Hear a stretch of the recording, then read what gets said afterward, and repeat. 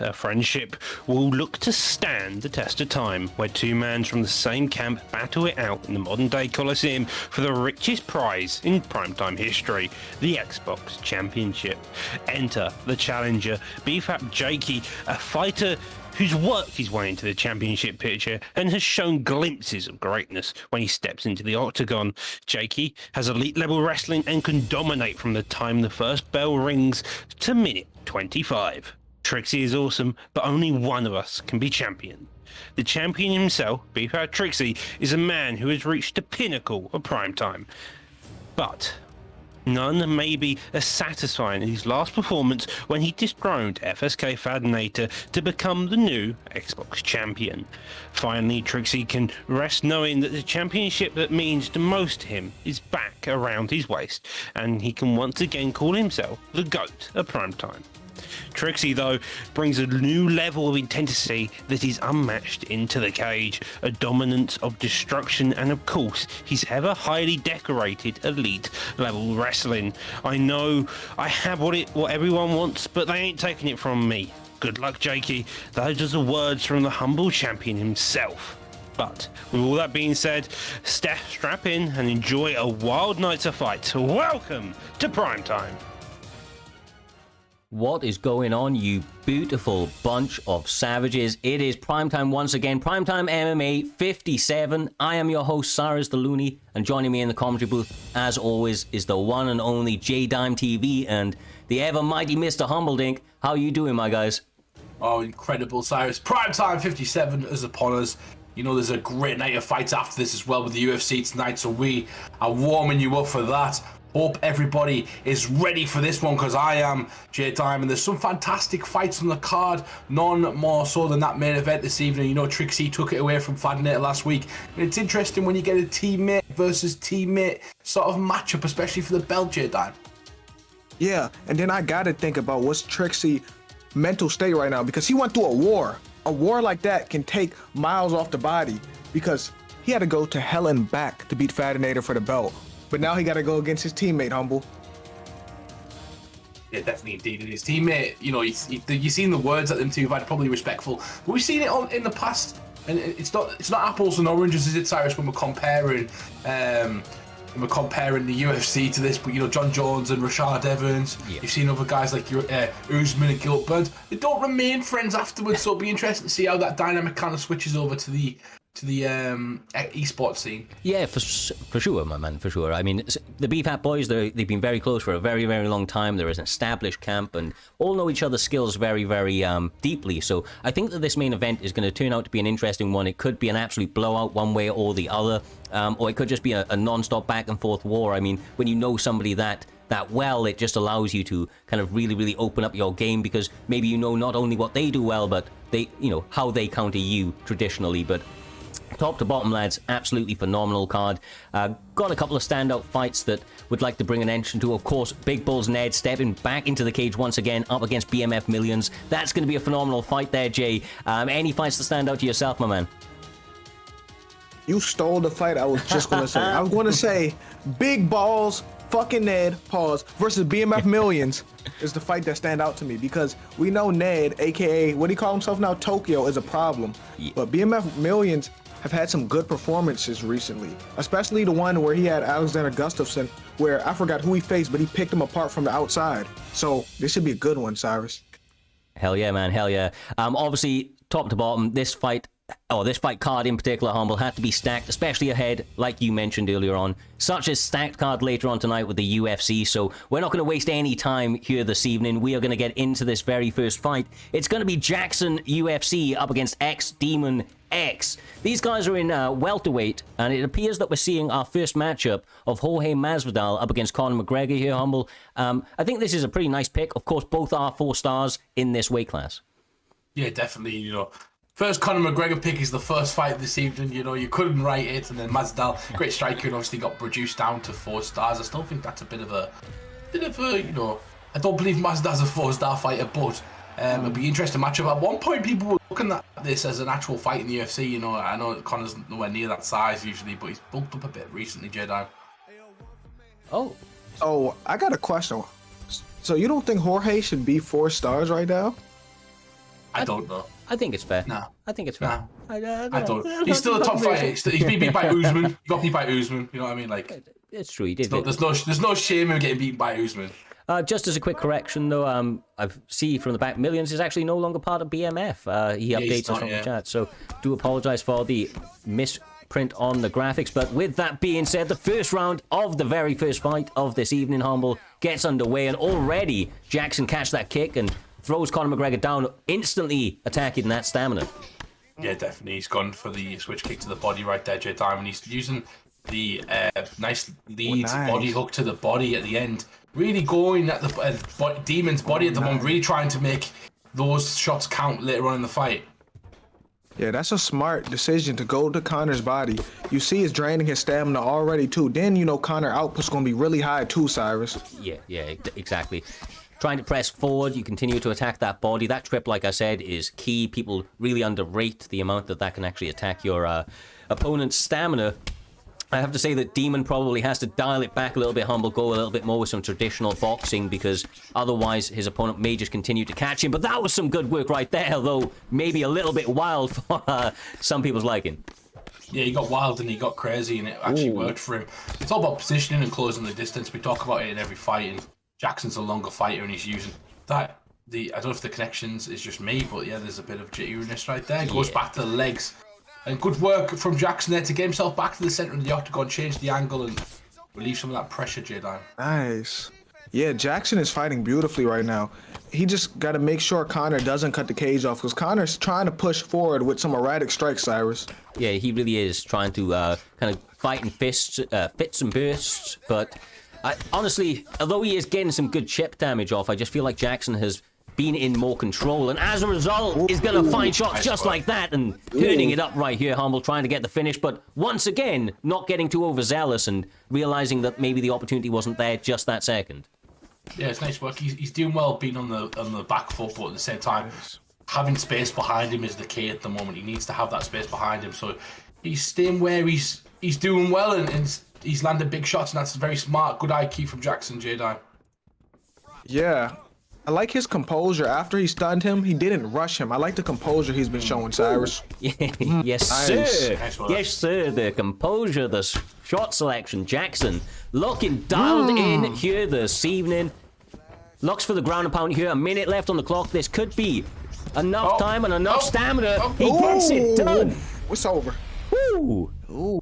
Was not expecting it to be that quick. God damn, Jorge Masvidal Jackson really dialed in here this evening, Jay. That was a special performance to kick off this card. Yeah, like, that was impressive. And that ground and pound was nasty from Jorge. That was disgusting, guys. Yeah, I think less nasty and more, I think, you know, I don't want to diss the guy, but Demon forgot about the block button. He did not block one single shot that was going towards his head right there. He didn't even post. So it's almost like he put his control down. Posted for that 1 second, and the damage was already done. He landed nearly 10 shots on the ground, and you can't let your opponent tee off like that. That's always going to be good night when you do that. Yeah, that's true. That is true. But to play devil's advocate, maybe Jackson just hit him so goddamn hard that the concussive force went through that controller. And, that vibration, man, it can be a problem. It can be a problem. So Jackson picking up a nice W to kick off this card, and it moves us beautifully on to the next one. It's going to be VL Dan up against the returning BFAP Slick, the Bostmeister. If you don't know, Jay, I don't know if you've called one of his fights in the past or not. BFAP Slick, one of the most dangerous grapplers on the game, and we know how dangerous Dan is as a more recent competitor. I think this is a perfect test of some of the veteran savvy of old up against some of the new blood coming into Primetime MMA. Yeah, I don't remember commentating BFAP Slick fight before, so this is the first impression, so I really hope he has a great performance, but he's not going against no slouch, Humble. No, he's not going against no slouch. It's going to be an interesting fight, especially at middleweight. We've seen some of the picks before in the past, Cyrus, and those Cannoneer picks can kind of be, kind of creeping a lot. But we'll see how it goes. Slick at the moment with an even record of 1-1 in the Xbox division, so really trying to up the tempo and go on a bit of a win streak so he can move up the rankings and be a bit more active as well. Yeah, I mean, look, he's been around quite honestly, Slick Colt might genuinely be one of the original members of the league. He was with us from the very, very get-go, and he's one of the guys that I talk about when we speak about massive adjustments that have been made in their game over the years. He's truly one of the more elite-level grapplers. As you see him going with the Derek Brunson pick, I think is who he went with, up against the Darren Till. So traditional grappler v striker. I can't wait to see it, man. Can Dan stop this takedown? Because if he can, Slick is a absolute abuser on the ground, Humble. It's truly. Yeah, definitely. And you're coming against somebody at the moment in Dan as well, who's currently undefeated in the division. He's gone 1-0, and he beat Art of War in his last fight. So he's going to be coming off a KO victory in the second round. He's becoming high tempo. He's going to be coming with confidence, and Slick's going to have to meet that because you can't let your opponent have confidence. Confidence is key in this gauge of time. Yeah, listen to me. You could be the best player in the world, but if you have no confidence, that can turn you to a scrub real quick, because that's a big part of fighting or doing anything in life. That mental, Cyrus. Yeah, exactly right, man. Exactly right. Otherwise, you're not going to be able to approach the fight correctly. You may be hesitating a little bit or becoming a little too overzealous. And I have to say that, normally these guys settle in over the first kind of 60 seconds or so, especially when their opponents are starting to maybe touch them up a little bit here, Humble. And maybe that concussive force is just what's needed to wake you up. And I have to say, Dan's looking pretty good in the counter shots right now. Seems to be keeping Slick pretty honest. Yeah, he needs to stop those leg kicks, though, because them leg kicks are going to keep him honest as well. Great job from Slick. You know, he's pushing his opponent back. He wants to wrestle, and he hasn't shot him for a takedown yet, but he's trying to set it up. You can kind of tell he's just waiting for the right moment to kind of throw something. He doesn't want to get caught with something down the middle, J-Dime. Yeah, and you know what the problem is, too? Why is Darren Till fighting Orthodox? This is the second week I didn't see Darren Till fight Orthodox, Cyrus. Some people just don't like to play in Southpaw, man. I've never understood it. Maybe VL Dan has... I don't know, maybe it actually sets up the takedowns a little bit more for Brunson as well, because Brunson can go for that single leg. The leg is near, as you pointed out yesterday there, Humble, sets up the takedowns a little bit more cleanly, but he sees something potentially. He's something. Nice. Yeah, some people need to learn how to fight Southpaw as well. Like, I can fight both stances, but a lot of people can as well, but some people just don't quite understand the fundamentals of fighting Southpaw. They're not quite sure of what shots can land, and they feel more comfortable with their arsenal when they're in Orthodox.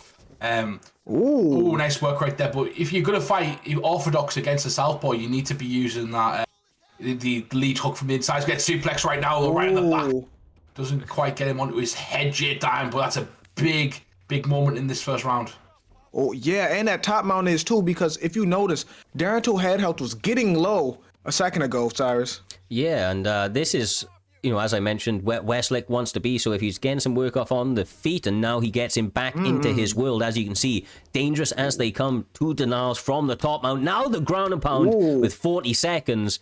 That's some good work blocking, though, Humble, right? A little bit different from the last one. Able to keep those hands up and mitigate some of that damage, but it doesn't stop, my man. It does not stop. Oh, yes, it's cumulative, though. And, each posture up, you've got to be on point, and just like we talk about patterns with submissions, pattern with blocking, pattern with kind of which way you post on the ground is really important as well. As Slick postures up, and he's starting to read some of those patterns until he's offloading onto the noggin of his forehead. But nice work there from Slick. Great round.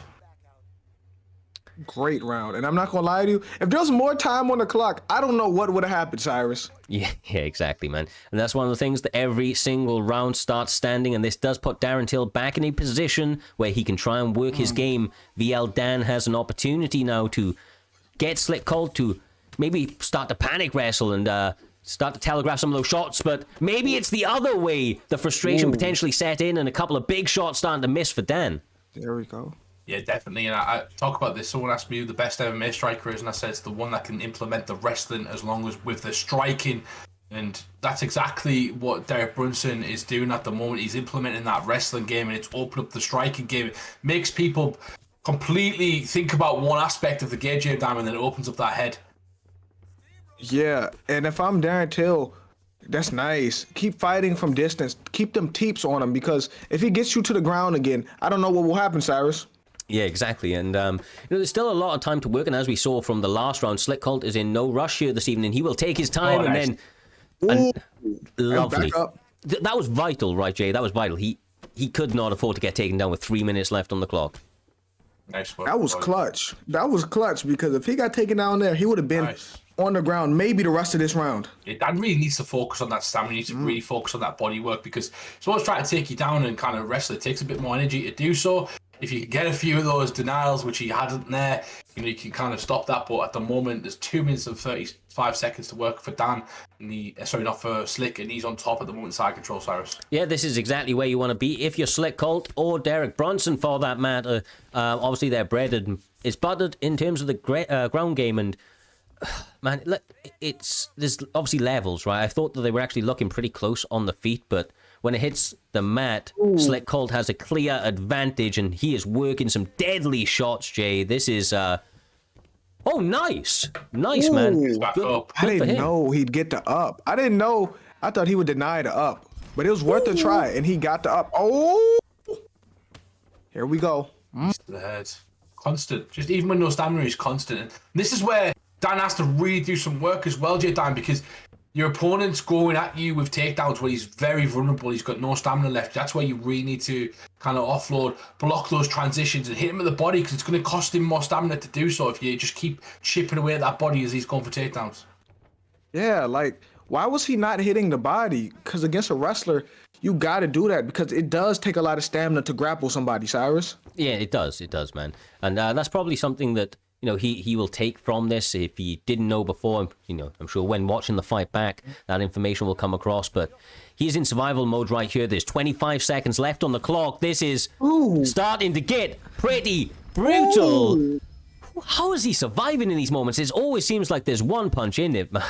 God. This is it. This could be it right now because he needs to block it. This is it. He needs to block. He needs to block. One punch again. One punch.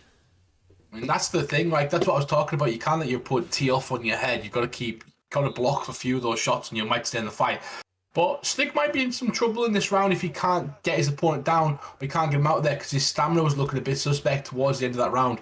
And if I'm Dan right now, I'm going all out to the body. I'm really trying to close the distance. And I'm really trying to land shots down the middle for him, going for a takedown. Shots that he's gonna walk into. But nope, Slick gets him on the ground. Yeah. Clean and quick, decisive, Jay. And this is where he gets his work done, man. This man trains jits and wrestling and so on in real life. He's very, very well versed on the mat. He's methodical and will take his time.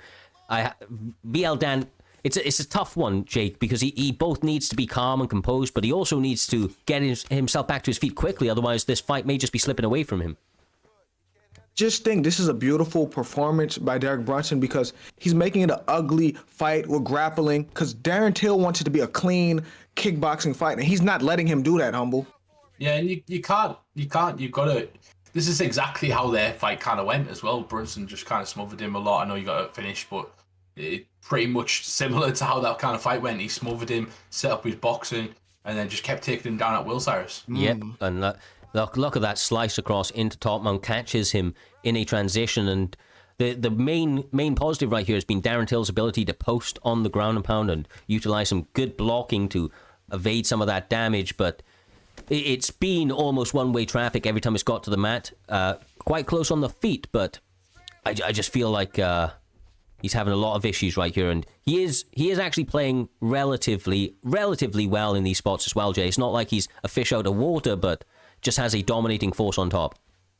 Oh, good. Yeah, and I was gonna say that Derek Brunson could do this all day, but he got up. Now he has a chance. I think he needs a knockout though, Humble. Oh yeah, definitely. I think he knows that as well. He's going to try his best to kind of stop his opponent. And he's headhunting at the moment, trying to take his opponent out there. Nice teep to the body. That's going to stop him.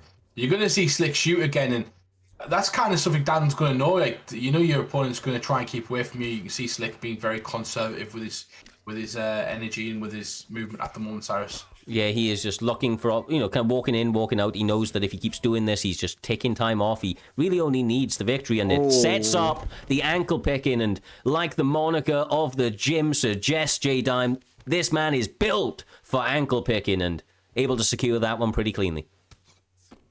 Yeah, and I'm not going to lie. He can just lay on Darren Till. This match, I'm not going to lie, this match may be over, Humble. Yeah, I don't think there's much time to kind of get up, and you know your opponent wants to get up. He goes Ooh. Yes, for sir. jumping ability right there. Nice work. He's going to get the counter though. He's going to go for the Von Flew. Passes into side control. He's going to put that head pressure. He's going to pin his opponent down. But no, he decides to not go for it. Obviously, didn't have much time. Yeah, there's no time. They may as well, you know. May as well, yeah. I mean, at least they were seconds in your favor, right? I don't know.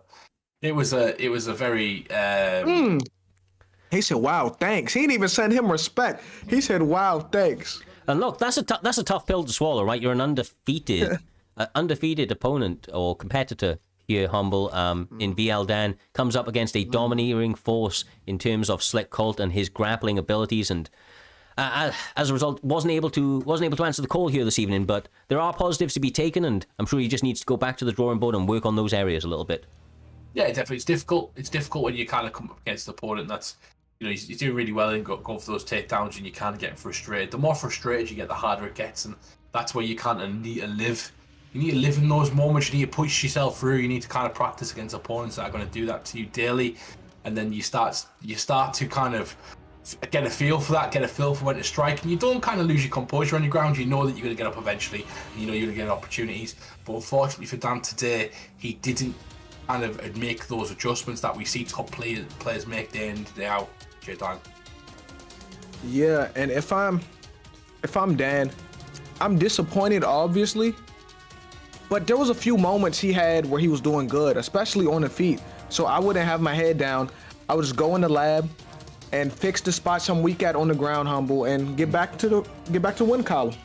Yeah. Exactly, like not too many negatives, right? You don't want to be too down on yourself because he was undefeated before this, so maybe not reinventing the wheel, but working on certain areas. But big win for BFAP Slick back on his return, and once again, excellent pace as we move through this card. It sets us on to the third fight of this evening, Humble. It's going to be between Fluke LS, who is anything but fluky, and he is up against the one and only L Steel. This one's at lightweight, brother, and well, I thought he was at lightweight. They're on welterweight.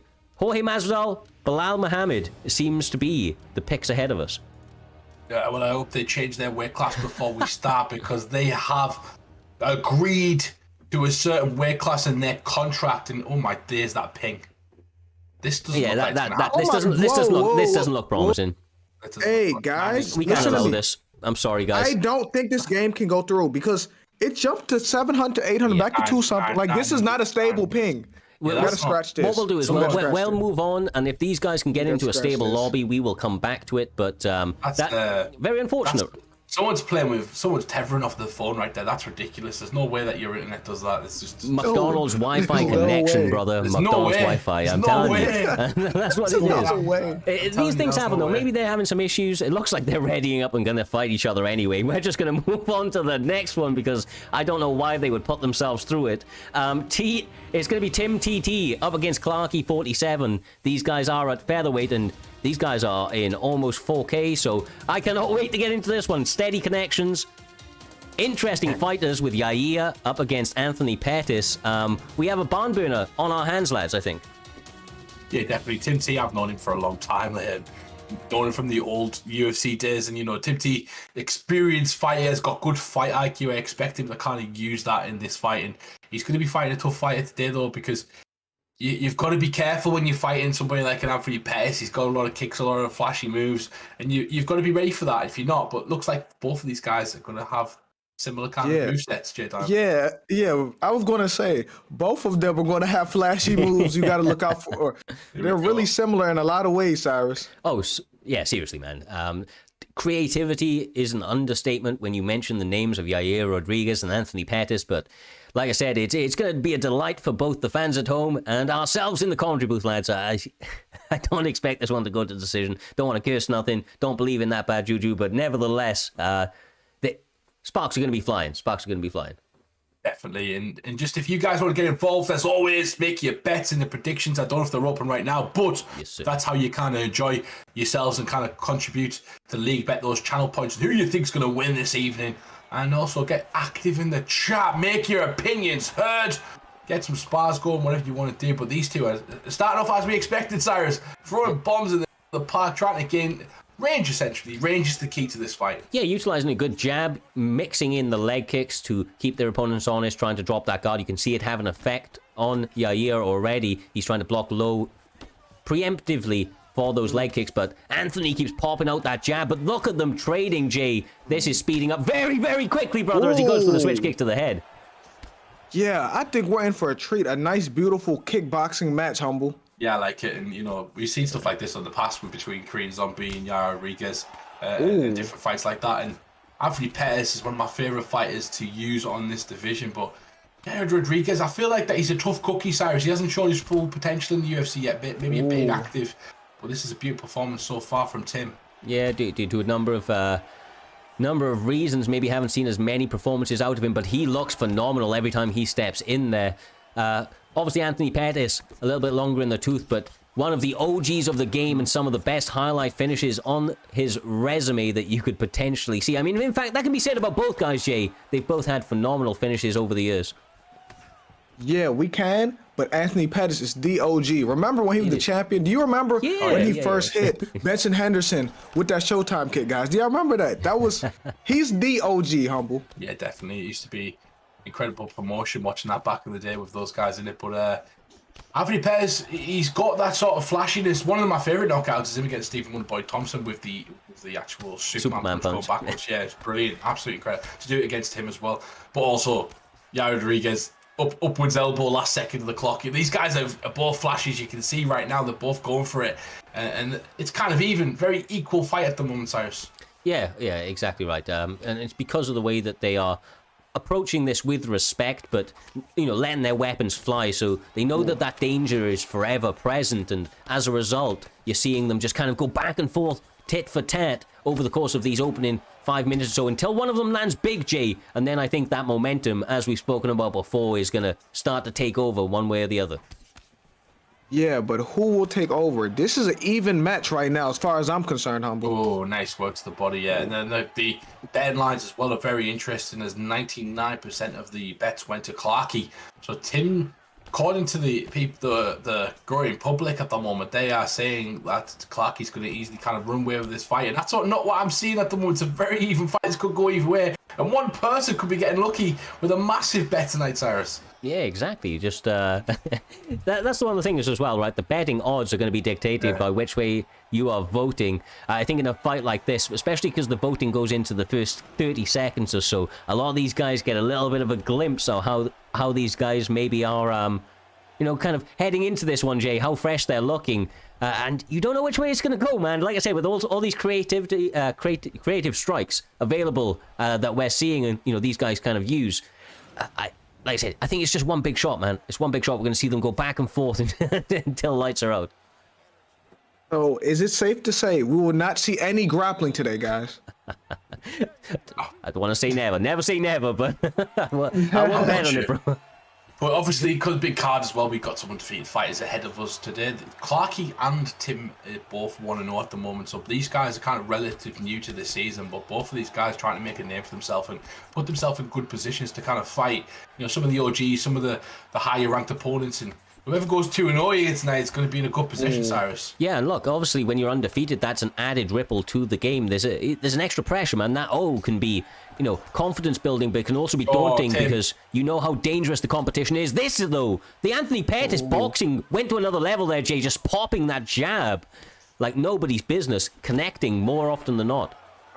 Yeah, he's starting to slowly take the momentum. He's starting to inch on now, Humble. Yeah, definitely. And Tim, like I said, Tim's very smart, though. He's got really good fight IQ. The only difference in that, and sort of those exchanges right there, is when you're kicking, you know, if your opponent starts punching, you can't start to walk towards them with kicks because you land in the pocket and you land where they can strike. And that's exactly the little read that Clarkey made. And Tim's going to have to make some adjustments now, Cyrus, because he's walking to fire. Yeah, he really is. He really is. Oh, my God. Lovely head kick from Tim Cold Winter. A little bit gassed on that one, Jay. And now he's got Anthony Pettis trying to beckon on a war out of him. Right when I thought that Anthony Pettis was slowly taking momentum, he stuns him. Beautiful work right there. And I love the actual exchange Nice. that Tim threw afterwards. It was kind of, he needed to be a bit more patient, but he threw an uppercut straight head kick, and one of my favourite combinations to land. You know, it's really deceptive. But these two are neck and neck at the moment, even with the stun. The head health, the body health, the leg health, everything's kind of neck and neck. And one of these fights is going to have to make a statement, J-Time.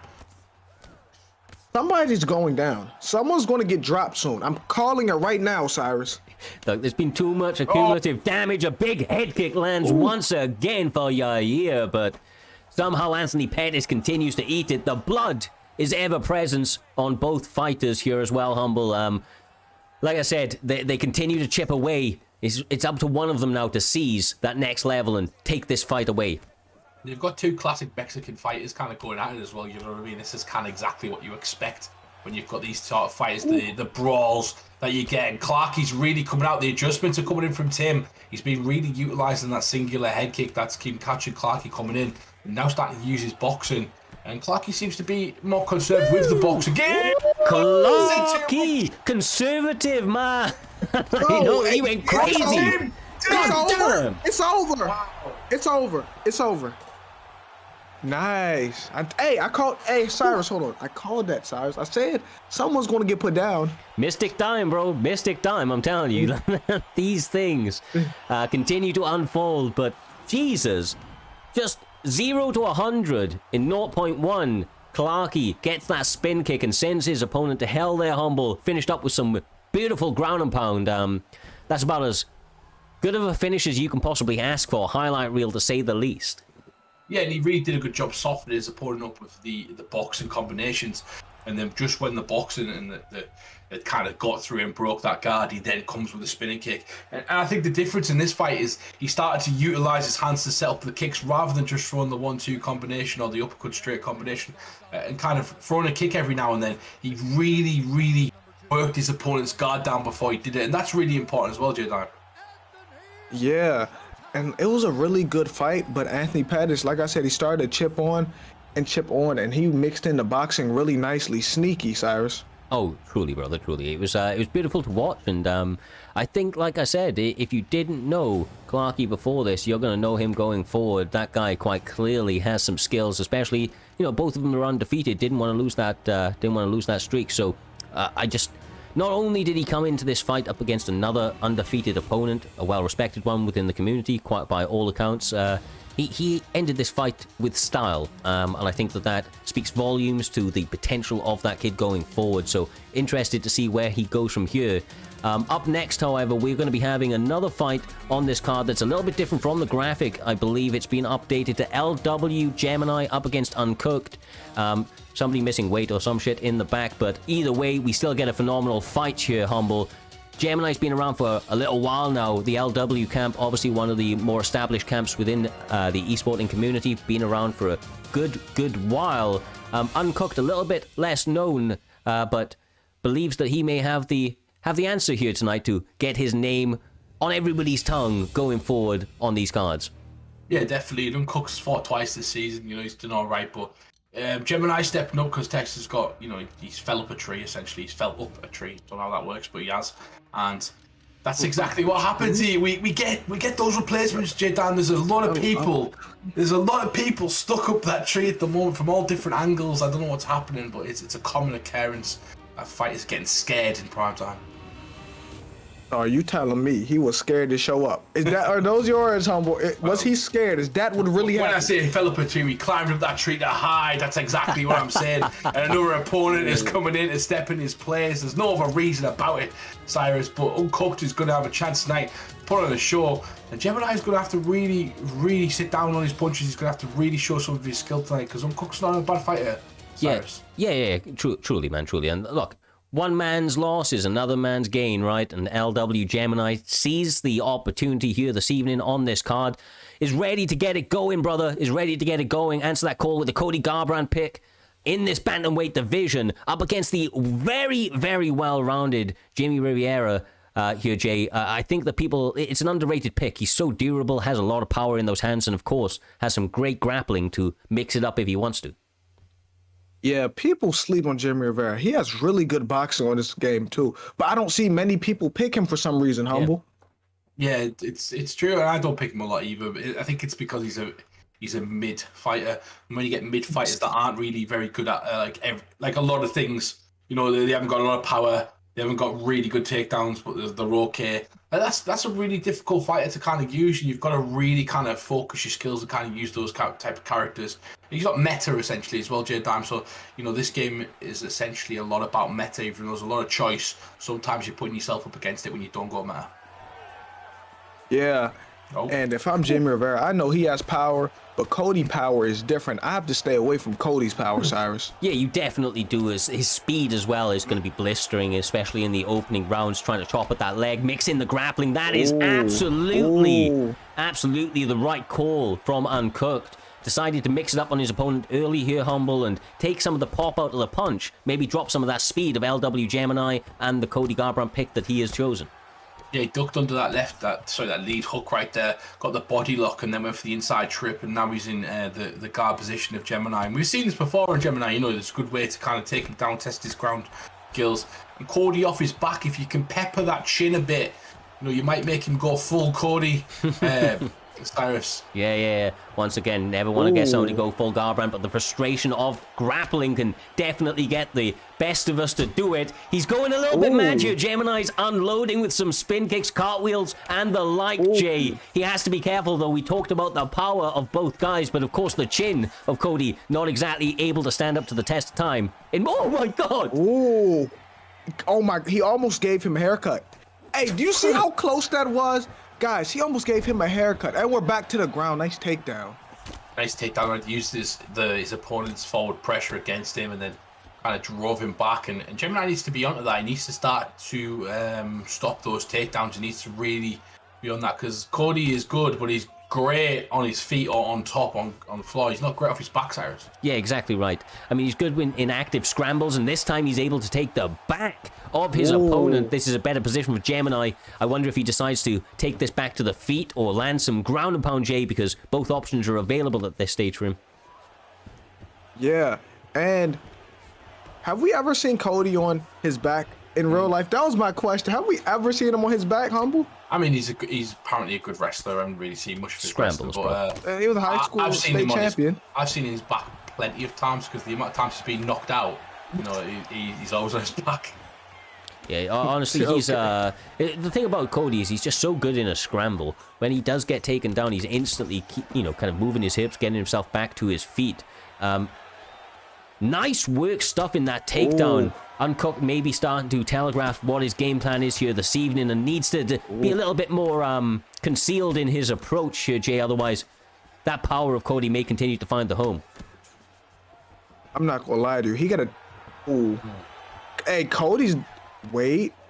Cody's denying these takedowns now. That's a confidence booster, Humble. It is, but at the same time, he's using a lot of energy to do so. And when he's kind of having the opportunity to strike, he's not got a lot of stamina. So he's got a choice to kind of strike with no stamina and leave himself again in a vulnerable position, or to kind of give up that position. And at the moment, he's choosing to strike, which is killing his stamina, Cyrus. Yeah, it is. It is. And oh my God, this is so nice.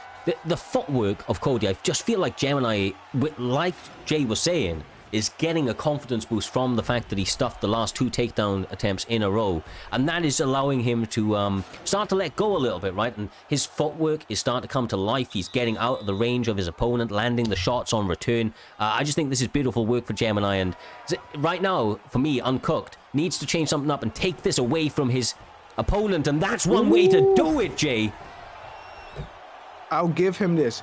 He's persistent with them takedowns. Those 2 misses did not discourage him at all, Humble. Yeah, definitely. Gemini's got to test his bottom game as well, because he's had some success getting up to the feet. So if the guy's not blocking anything, you've got to test his ground game out as well. And one thing Gemini keeps doing is walking forward. He's walking into these shots. But look at the head damage from Riviera so far, Cyrus.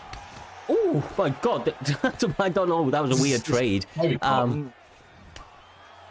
Knees kind of partially blocked, uppercut. I don't know, these guys mixing it together quite nicely. There's a decent amount of time left in this round, and they're starting to get wild, Jay. Yeah, but here's the thing.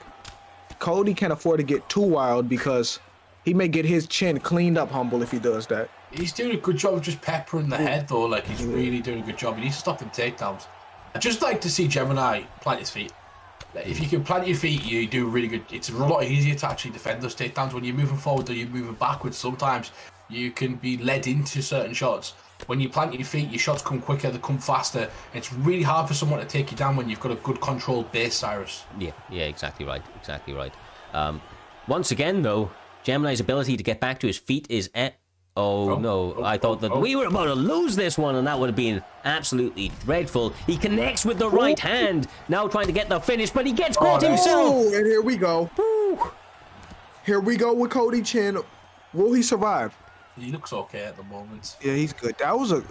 Oh, he got out again. But that was a great moment between both fighters. They both stunned each other, too. I thought Cody may have got put out just because it's Cody, Cyrus. Oh, he's going to take down look, Gemini is trying to find what level of Garbrandt he needs to go in order to get the victory. There's been moments of being a little too passive, moments of being a little too aggressive, but that sweet spot has been found a few times. I have to say, Uncooked has been steady throughout this entire one, Humble, but gets caught again. Use your jab, like these both guys, like Jesus Christ. Use your jab to stop these shots. They're throwing like haymakers constantly, and amazing shots. Oh, nearly catches him right there, but to set them up, you have to throw the ones that don't cost a lot of energy. You know what I mean? Oh my God, bro. It loses its flash after about the fifth one you throw. So you've got to tighten it up. You've got to look to set things up. Yeah, set things up, man. That's what's the salient bit of information here. You need to set this shit up, because otherwise he just knows what's coming, man. He's going to keep his block up. That's it. Yeah, definitely. There isn't many jabs. Nice combinations right there. There we go. Oh. Bro, I've seen too many of them. I've seen too many of them. He got to duck one. He got to duck one of them. If he duck one of it, that may change the whole fight, Cyrus. It's a knockout. It's a knockout shot. Yeah, it is. Really is. Jeez. Now we don't know if there's a little bit of a sort of connection problem here as well, because this is happening. We can see it. We can see it. And just for anyone that is fighting on the esports leagues and stuff like that, make sure you've got a wired connection into your PlayStation or your Xbox that you're using. A LAN connection is always better than just Wi-Fi if you're wondering. And when you are set up your stream as well, you have options to set it up in certain quality. Always set up to the highest quality you can possibly set it up. You know, that's really important when you're doing it. Just a bit of technical advice right there next time you need to go on. Yeah, and it's good advice, man. It's good advice, right? Just a lot more stable. Means that you're putting yourself in the best possible position to have clean fights. It's ended. It's ended. They ended, bro. They ended. Look, it looks like the prelims have been plagued with some technical issues, at least back to back in the last one or two. But we move upwards and onwards. The injury bug, the esports version of it, continues to strike, but my God. Look, skipped a PewDiePie video. Someone's Wi-Fi has got to go. Oh, goddamn, bro, goddamn. These things happen, though, right? These things happen. Yeah, I think that we'll move on. I'm sure that these guys are probably, or hopefully, still fighting. We will be coming up against two guys that I don't expect any technical issues with, and that is between the one and only TMF's Matty D taking on Chris TT. These guys are going to be swinging it out at lightweight. I believe Matty D, I spoke to him a little bit earlier on, is in the mind of going Anthony Pettis, and he's going to have to go up against the ever solid boxing of Jorge Masvidal. Jorge Masvidal being a popular pick tonight, Humble. Yeah, it seems to be a popular pick all the time since we switched to that 4 stars. People can't help themselves, Cyrus. We give you the 4-star picks, that's a variety. And you just go with the Masvidal pick. It's obviously you want to win, and that's the key, J-Dam. It kind of shows how much these guys kind of want to win. It's a comfortable character, in my opinion, but, he has great boxing. He's got good kickboxing and 5-star flying knees as well. We've seen them land in the past. Yeah, listen to me. Jorge is like the safe pick. Jorge does a little bit of everything. Good boxing, really good kickboxing. So, like, decent grappling. So you can never go wrong with a Jorge pick, Cyrus. Yeah, exactly right.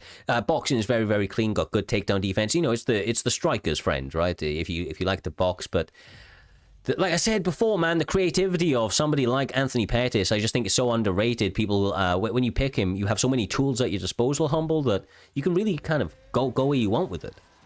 Yeah, you have. You've got to be well versed in the stamina game, though. Like, conserving your stamina is really key with Pettis.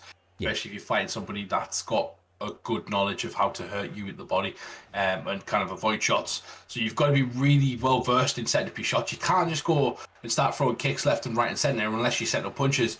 You've got to set up your kicks with your punches, or vice versa. Essentially, you've got to pick one of the two. Well, Go.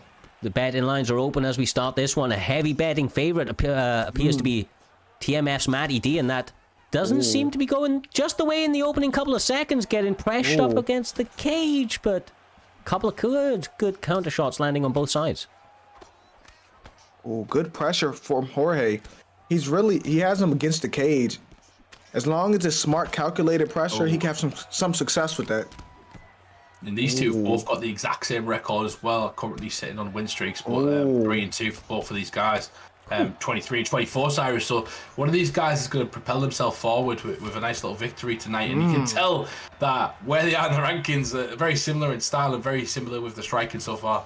Yeah, exactly right. I will say that Matty D's probably fought at the higher level in the past, right? But as we've said, the new blood coming through this new season, we've seen things change around quite a lot, and these guys are neck and neck, as you see, very evenly skilled. I have to say, Matty D went for a big spin kick a moment ago, has to keep it calm and composed.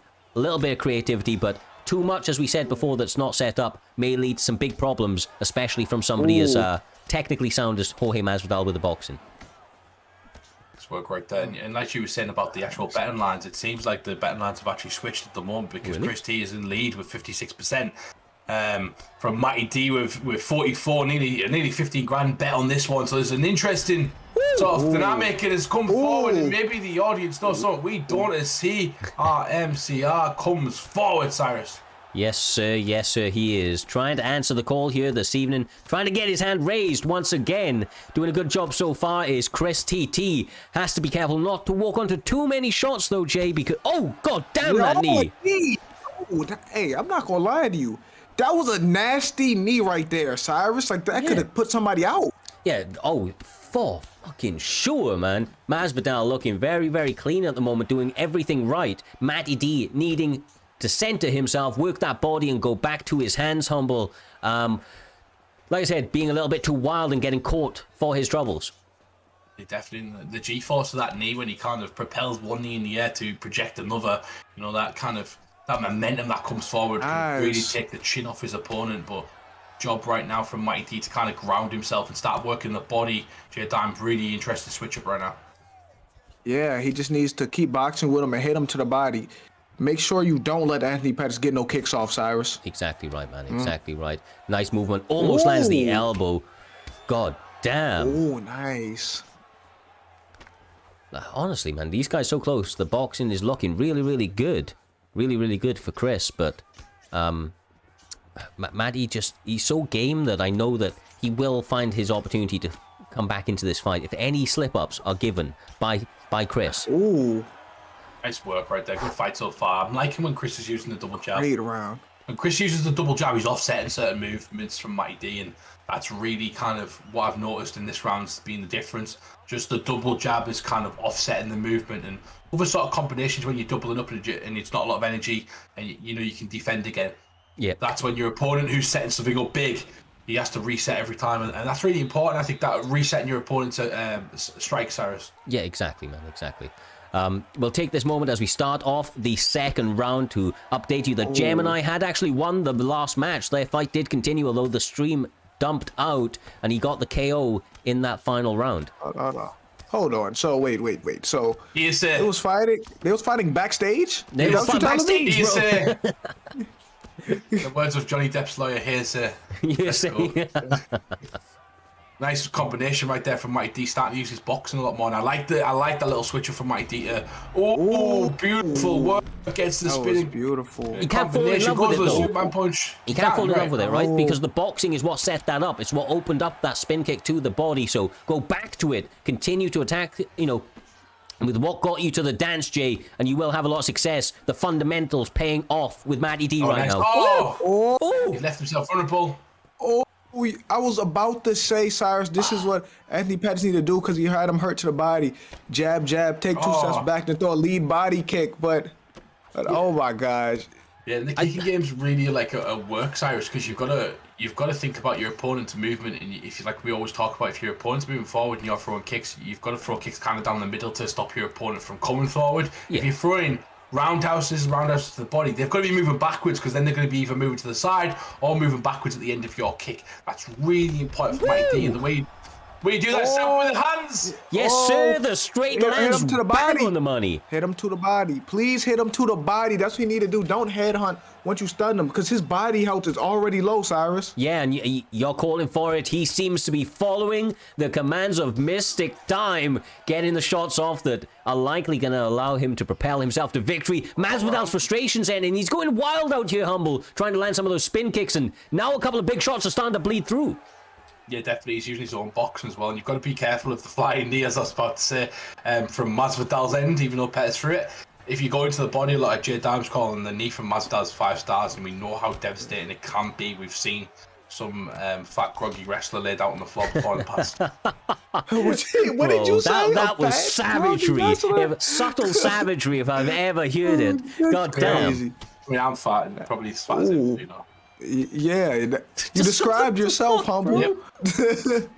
Oh, god damn. These guys, though, still going at it, man. There's 55 seconds left in this round. I don't know if one of them's going to try and take it away right here. There's a lot of time to get that finish, especially when they're fighting in the pocket like this. Yes. Oh. Oh, he goes for it. No. He's pushed it again. Are you crazy? Needs a better power than that. Could have been bad. He's going for the That hooks, and the hooks are about range. You know, your hooks, you got to be inside that pocket. Jay Diamond, the straights there all day. Yeah, but he got to do it, bro. Oh yeah, that body's open. That's what did I not say? Throw the lead body kick, Cyrus. He threw it at the end of the round, Cyrus. That's there all day. Yeah, man, exactly right. And just to bring back to that point, I mean, you just mentioned it right there, and Humble mentioned it earlier. Shot selection with the kicks, and more importantly, the distance that you're throwing those kicks at. Some people tend to just like throw a kick because they've thrown it as part of a combination, not really paying attention to where their opponents are from them, but setting them up correctly will allow you to land at maximum vulnerability with maximum power, just like those shots right there. Oh, it goes to the body. Beautiful work from Mighty D. Really go. mixing it up right now. A nice combinations, really hurting that block. But good work, in and out movement right there from C as he gets some distance and recovers, Cyrus. Good work. Yeah, and he needed that right there. He absolutely needed that. Tries to go for the spin himself there, Jay. Needs to go more fundamental with the boxing. Matty D has an advantage in stamina. Kicks to the face. Nice. Maybe running away with this there, Jay. Listen to me. Oh, you see when he has the earmuffs on when he throw them double jabs? When he has the earmuffs on, go to the body. That's all I'm asking, Humble. Oh. No, it's nice. That's beautiful. That's nice. He got down the It's ground. over. This is it. It is over. Got to be. It's Got to it. It's be. it. It's over. No chance. It's over. He had nothing left, and Mighty D gets the win in the 3rd round. Good finish from Mighty D. Fundamentally started using that boxing a lot more. I mean, using the kicks in the correct range, Cyrus. It's so important. I still feel like he got through with a few of those ducked head kicks, but didn't quite capitalize on those missed opportunities. Yeah, a bit of an adjustment period for Matty D. He typically goes a little bit more of the boxing style and leg kicks, mixed in. But this time he went with somebody like Anthony Pettis that has a wide, diverse set of kicking techniques. That taekwondo that he has in his back pocket, is absolutely beautiful. But the hands were setting it all up, as you said there, Humble, and ultimately he was able to get some perfect punches square on the chin of Jorge Masvidal, sat him down. The ground and pound was beautiful. He was, doing well to survive as long as he did when he hit the mat, but it wasn't enough. Matty D weathering that early storm, Jay, getting his hand raised once again here this evening. He's going to be feeling very, very good after that one, probably on an all-time high. Yeah, that was a really good performance. And when he started working the body, that's when he started having even more success. And that was a great performance, Humble. Yeah, it was definitely a good performance. There was little adjustments that you had to make in that one. There's a reason that was the featured prelim fight of this evening, because we know both guys are going to bring it. It was a bit of a chess match, even though we had some wild characters in there, Cyrus. Both guys had to make constant reads, adjustments, and kind of utilize their skills to their advantage, and that's what we see from Mighty D. He made the better adjustments in that fight. Yeah, I mean, you can't approach with the same fighter with the same style each and every time, and Matty D had to make adjustments here this evening. Even though he traditionally is a striker, there are different ways to strike, different approaches, different game plans, and he was able to employ one that was very, very much off from what he would normally do, and ultimately it was able to pay off for him after some, early adversity. But like you say, featured fight of the night, a beautiful one to head us into the main card, and we're going to be having the one and only Millions up against Big Balls Ned, also known as She Loves Tokyo now, but Big Balls Ned, Jay, up against Millions. You know that these two savages are going to be throwing down a barn burner if we've ever seen it to kick off this main card. I say this every time. Why did you change your name to She Loves Tokyo, Ned? What made you do that? But nonetheless, this should be a great fight between two really good fighters, Humble. You know Ned. Oh, I know Ned to a T because Ned's my teammate. Ned's KIA Ned. If we're going to talk about Ned, he's KIA Ned. Killers in action. He's been a great teammate of mine. I've loved to train him, but he was actually a really nice guy as well. And you can see a bit of a record there, which is very interesting. From his opponent, and it's going to be a fantastic fight because both of these guys, Million's also a friend of mine, and we train quite a lot, but he's had some adversity at the moment because the BMF camp has exploded, and all those guys are kind of scattered around at the moment. Unfortunately, their camp's kind of come to an end, and all these guys are kind of finding a new place or new place. I don't know where Million's at the moment, but it can affect you emotionally, Cyrus. It can be good or it can be bad because you can get new training partners, etc. But we don't know where Million's at the moment in his head. Yeah, exactly right. And I think that we're about to find out very, very quickly, right? Like you said, it could have a negative effect. Could be some frustration, some underlying things that he's bringing into this fight. Maybe probably his first time fighting, not in a camp in an incredibly long time, but being such a savvy veteran, I don't think that that's going to affect him too much. Just got to be wary not to fight over emotional against somebody like Ned. J-Dime, who, he looks for finishes, brother. He looks for fucking finishes. Yeah, he does.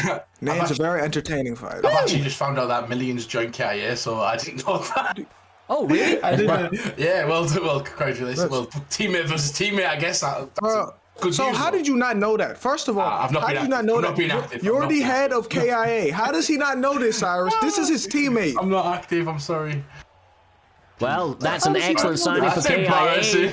New teammate against old teammate. KIA Millions. We'll see, bro. We'll see. Yeah, I'm happy, though. He's a fucking great competitor. But let's go. These two guys are going to throw it down. Very similar as well in style. Yeah, it's actually a bit of a different thing, Jay, for us to see Big Balls Ned on his back foot. Those big balls normally make it very difficult for him to back up. He only seems to know one way, and that's forward. But a lot of respect for the ever dangerous Millions, it would appear. Yeah, I think Millions got to keep using them teeps to back him up and dictate this pace. Keep him behind that line, Humble.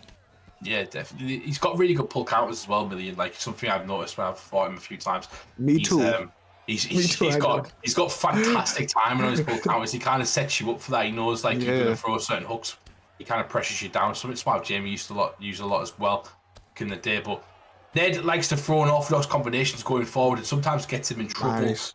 Well, beautiful work from Million. One thing I'm really liking from Millions is he mixes in the single shot elbows, perfectly timed, trying to catch his opponent on the offbeat. When they're trying to counter. It's beautiful, man. It's so subtle, but it just stacks chip damage up in his favor. High level striking on display from both sides right now.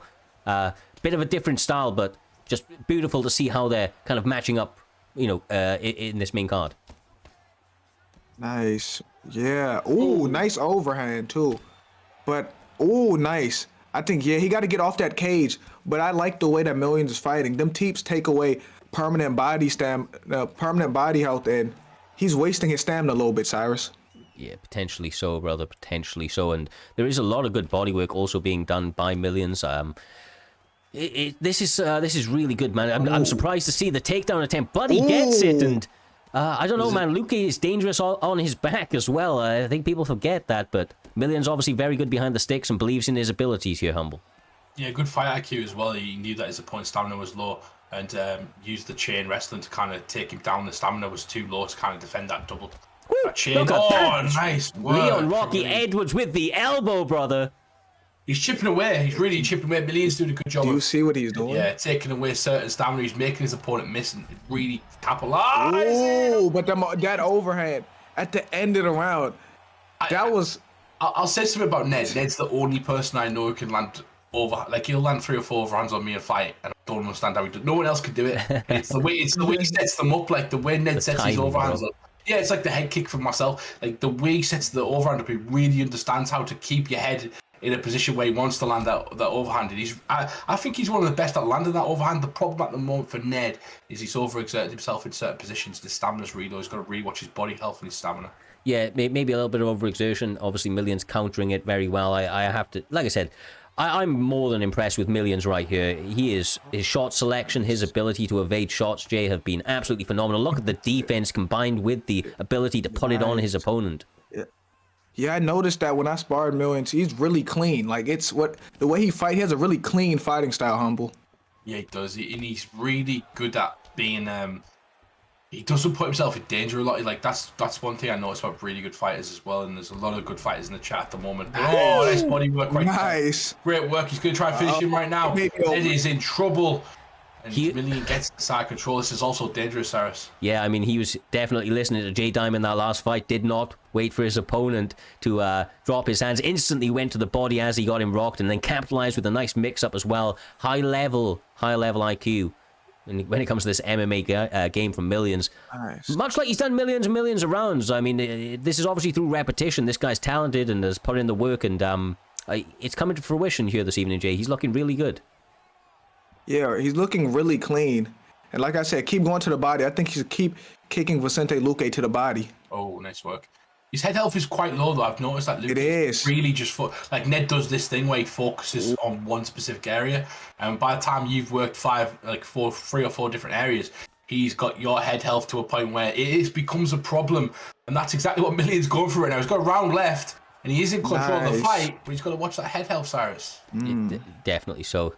Man, that left leg is also mincemeat, right? It really is. Flashing without even taking damage at this stage. But like you say, the head health on the side of Edwards being chipped. But he catches him, brother. He catches him clean. Oh, beautiful work. But yeah, Million is showing up tonight. This is a great performance. This is a great fight. Yeah, it really great fight is. to start the main card. It is, man. Nice. Primetime 57 going off in style, J-Dime, as we would expect. The main card delivering in this first fight for sure. God damn the elbows. Nice. Listen to me. Millions have such a satisfying play style to watch, Cyrus. Oh, I mean, it really is. Like I said, the slip off. And this is like a Leon Edwards sim almost. Because Rocky Edwards is phenomenal with his elbows, and he just keeps landing it on the money. Nice. Yeah, it's beautiful. Well, it's one of Million's signature moves. If we talked about esports fighters with signature moves, that lead inside dip that he does to the elbow is so nice, and he changes it together with body shots as well. As he catches him and drops him on the floor again. This has got to be the end soon, J-Dime. Yeah, it gotta be soon. As long as he keep breaking him down, he can potentially break Ned. Hey, man, Ned is the type of guy, right, that will always be looking for that finish. He's going to do everything he can, but it's just the accumulative damage, Humble. Nice. It's just, it's so brutal. It's so brutal at this stage. Throw the damn towel in, bro. Throw the damn towel in. It's suffering. He's compromised everywhere, Jay. This is KIA on a KIA crime right now. This is a hate crime right now. Why is he? This is his teammate. Why is he doing him like this? Only you would know. I'm disagreeing with you. As much as it's a dominant performance from you need one shot. Ned needs one shot, and he knows that, and that's why he's still in the fight. He's such a veteran savvy. He's done it to me before. I think I've won every single round against him, and in the fifth round he knocked me out. So you know, there's only 3 rounds to do it. He needs to do it the next round. But if I'm his coach right now in the corner, I'm going in there and I'm saying you need to concentrate on that head health. You know, you need to really concentrate on head health, and you need to make him miss, essentially. You know some of the combinations he likes to throw. You need to make him miss. Yeah, definitely so. He's going to go away. Yeah. Love it. I love it. Competitiveness at its best. Yeah, I mean, taking this fight seriously, bro. This is a visible spot on the card. It's going to be key to where they find themselves in the rankings going forward and what opportunities present themselves as a result. As you see, She Loves Tokyo, also known as Big Balls Ned, looking for some shots, but gets fucking caught again. That elbow, man. It's money, Jay. It's money. Oh, I like how he's not discriminating. Mixed to the head, to the body, to the legs. Like, this is beautiful right now, Cyrus. Oh, my God. Oh, he does it again. Knocks Ned out in the 3rd round. Million with an impressive performance right there over Ned. Yeah. Great fight from both guys. Like, I'm going to enjoy sparring a lot with Million coming forward in the weeks. And welcome to KIA. Is unfortunate about the BMF camp, but he comes with a bang. And what a performance in prime time. He's going to be a contender in the future, Cyrus, no doubt. Oh my God, brother, my God! Like that became tough to watch, right? It was a closely contested fight for as long as it was, and then just the accumulated damage and those slip elbows started to land time and time again for Millions, and they were beautiful to watch. They were absolutely beautiful to watch. I am very, very intrigued to see where he goes from there, and of course, his now teammate in KIA, Big Balls Ned, is going to be back better than ever. We've seen this guy bounce back from worse in the past, and he's not, the type to rest on his laurels. He will, kind of assess and obviously get some training in with Millions now, which is an excellent thing that he's able to do now being part of that camp. But with all of that being said, Mr. Humble Dink, J-Dime TV, we have two absolute savages up next. FSK's very own Optics, the bad boy himself, back, doing a great job inside and outside the cage of completely revolutionizing his game. He is as dangerous as they come and finds himself up against an old foe in Bossman, who is, let's be frank, been around the scene for a while and is also incredibly, incredibly dangerous. I think that these two guys or two kids are on kind of like rocket ships at the moment, and they're about to collide. Humble. It's going to be a real interesting one to say how they ultimately match up here and where they find themselves after this fight. Yeah, both guys have really good winning records. Optics is undefeated at the moment, coming off the win over Ginger. I can't remember his last opponent, but it was a good. Who did he fight? Bob's your uncle. He fought in his last fight, and Bossman's similar as well. He's got a winning record in this one. This is why they're in the place they're in at the moment. You fight your way up, and as you can see, very even records. Where it looks like we're going to see a Robbie Lawler versus a Canelo Alvarez. Canelo Alvarez. It's Canelo Alvarez's brother. And it looks like that's Carl. That's Carl. That's Carl Alvarez. Right that's there. Carl Alvarez. That don't look like Canelo. That's Carl. That's fucking Carl Alvarez, bro. I like it though. He looks good. He looks good. He's done a good job there. Carl Alvarez. He's got the slick back. The 70s. He's got the 70s comb. He's 10 years older. He didn't quite make it in the boxing world, but he's come MMA. It is a good calf. I don't want him to switch off it, bro. That was a good calf. But like, it is UFC's switch. Why did you make him switch? I was hoping to see Canelo Alvarez. I was as well. I was hoping to see Carl come out there and throw some hands. If he was shades of his brother, then he was going to be a nightmare. But we're going to see Robbie Lawler up against Silver. Obviously, there's no restrictions on fighters. These guys just deciding that they're going to go slightly underrated, or at least Lawler, for the side of FSK Optics. Definitely. It'll be interesting to see kind of how these two approach this one, because you've got like the Answer Silver movement. He had an update obviously with the legend pick that you've currently got, but Robbie Lawler also had one after he beat Nick Diaz, and he's a beast on this game. He's one of the best picks you can kind of pick of that weight class, Cyrus. Is he actually 4.5 star now, Robbie? Or yeah. He is. Oh, I did not know that, bro. I did not know that. That's my bad. I'm 100% sure he is, but I might be wrong. I'm 100% sure. But you might be wrong. I'm pretty sure he is. Own it, brother, own it. I believe in you. I believe. Yeah. I'm just going to say he is, and then when someone tells me I'm wrong, I'll go, all right.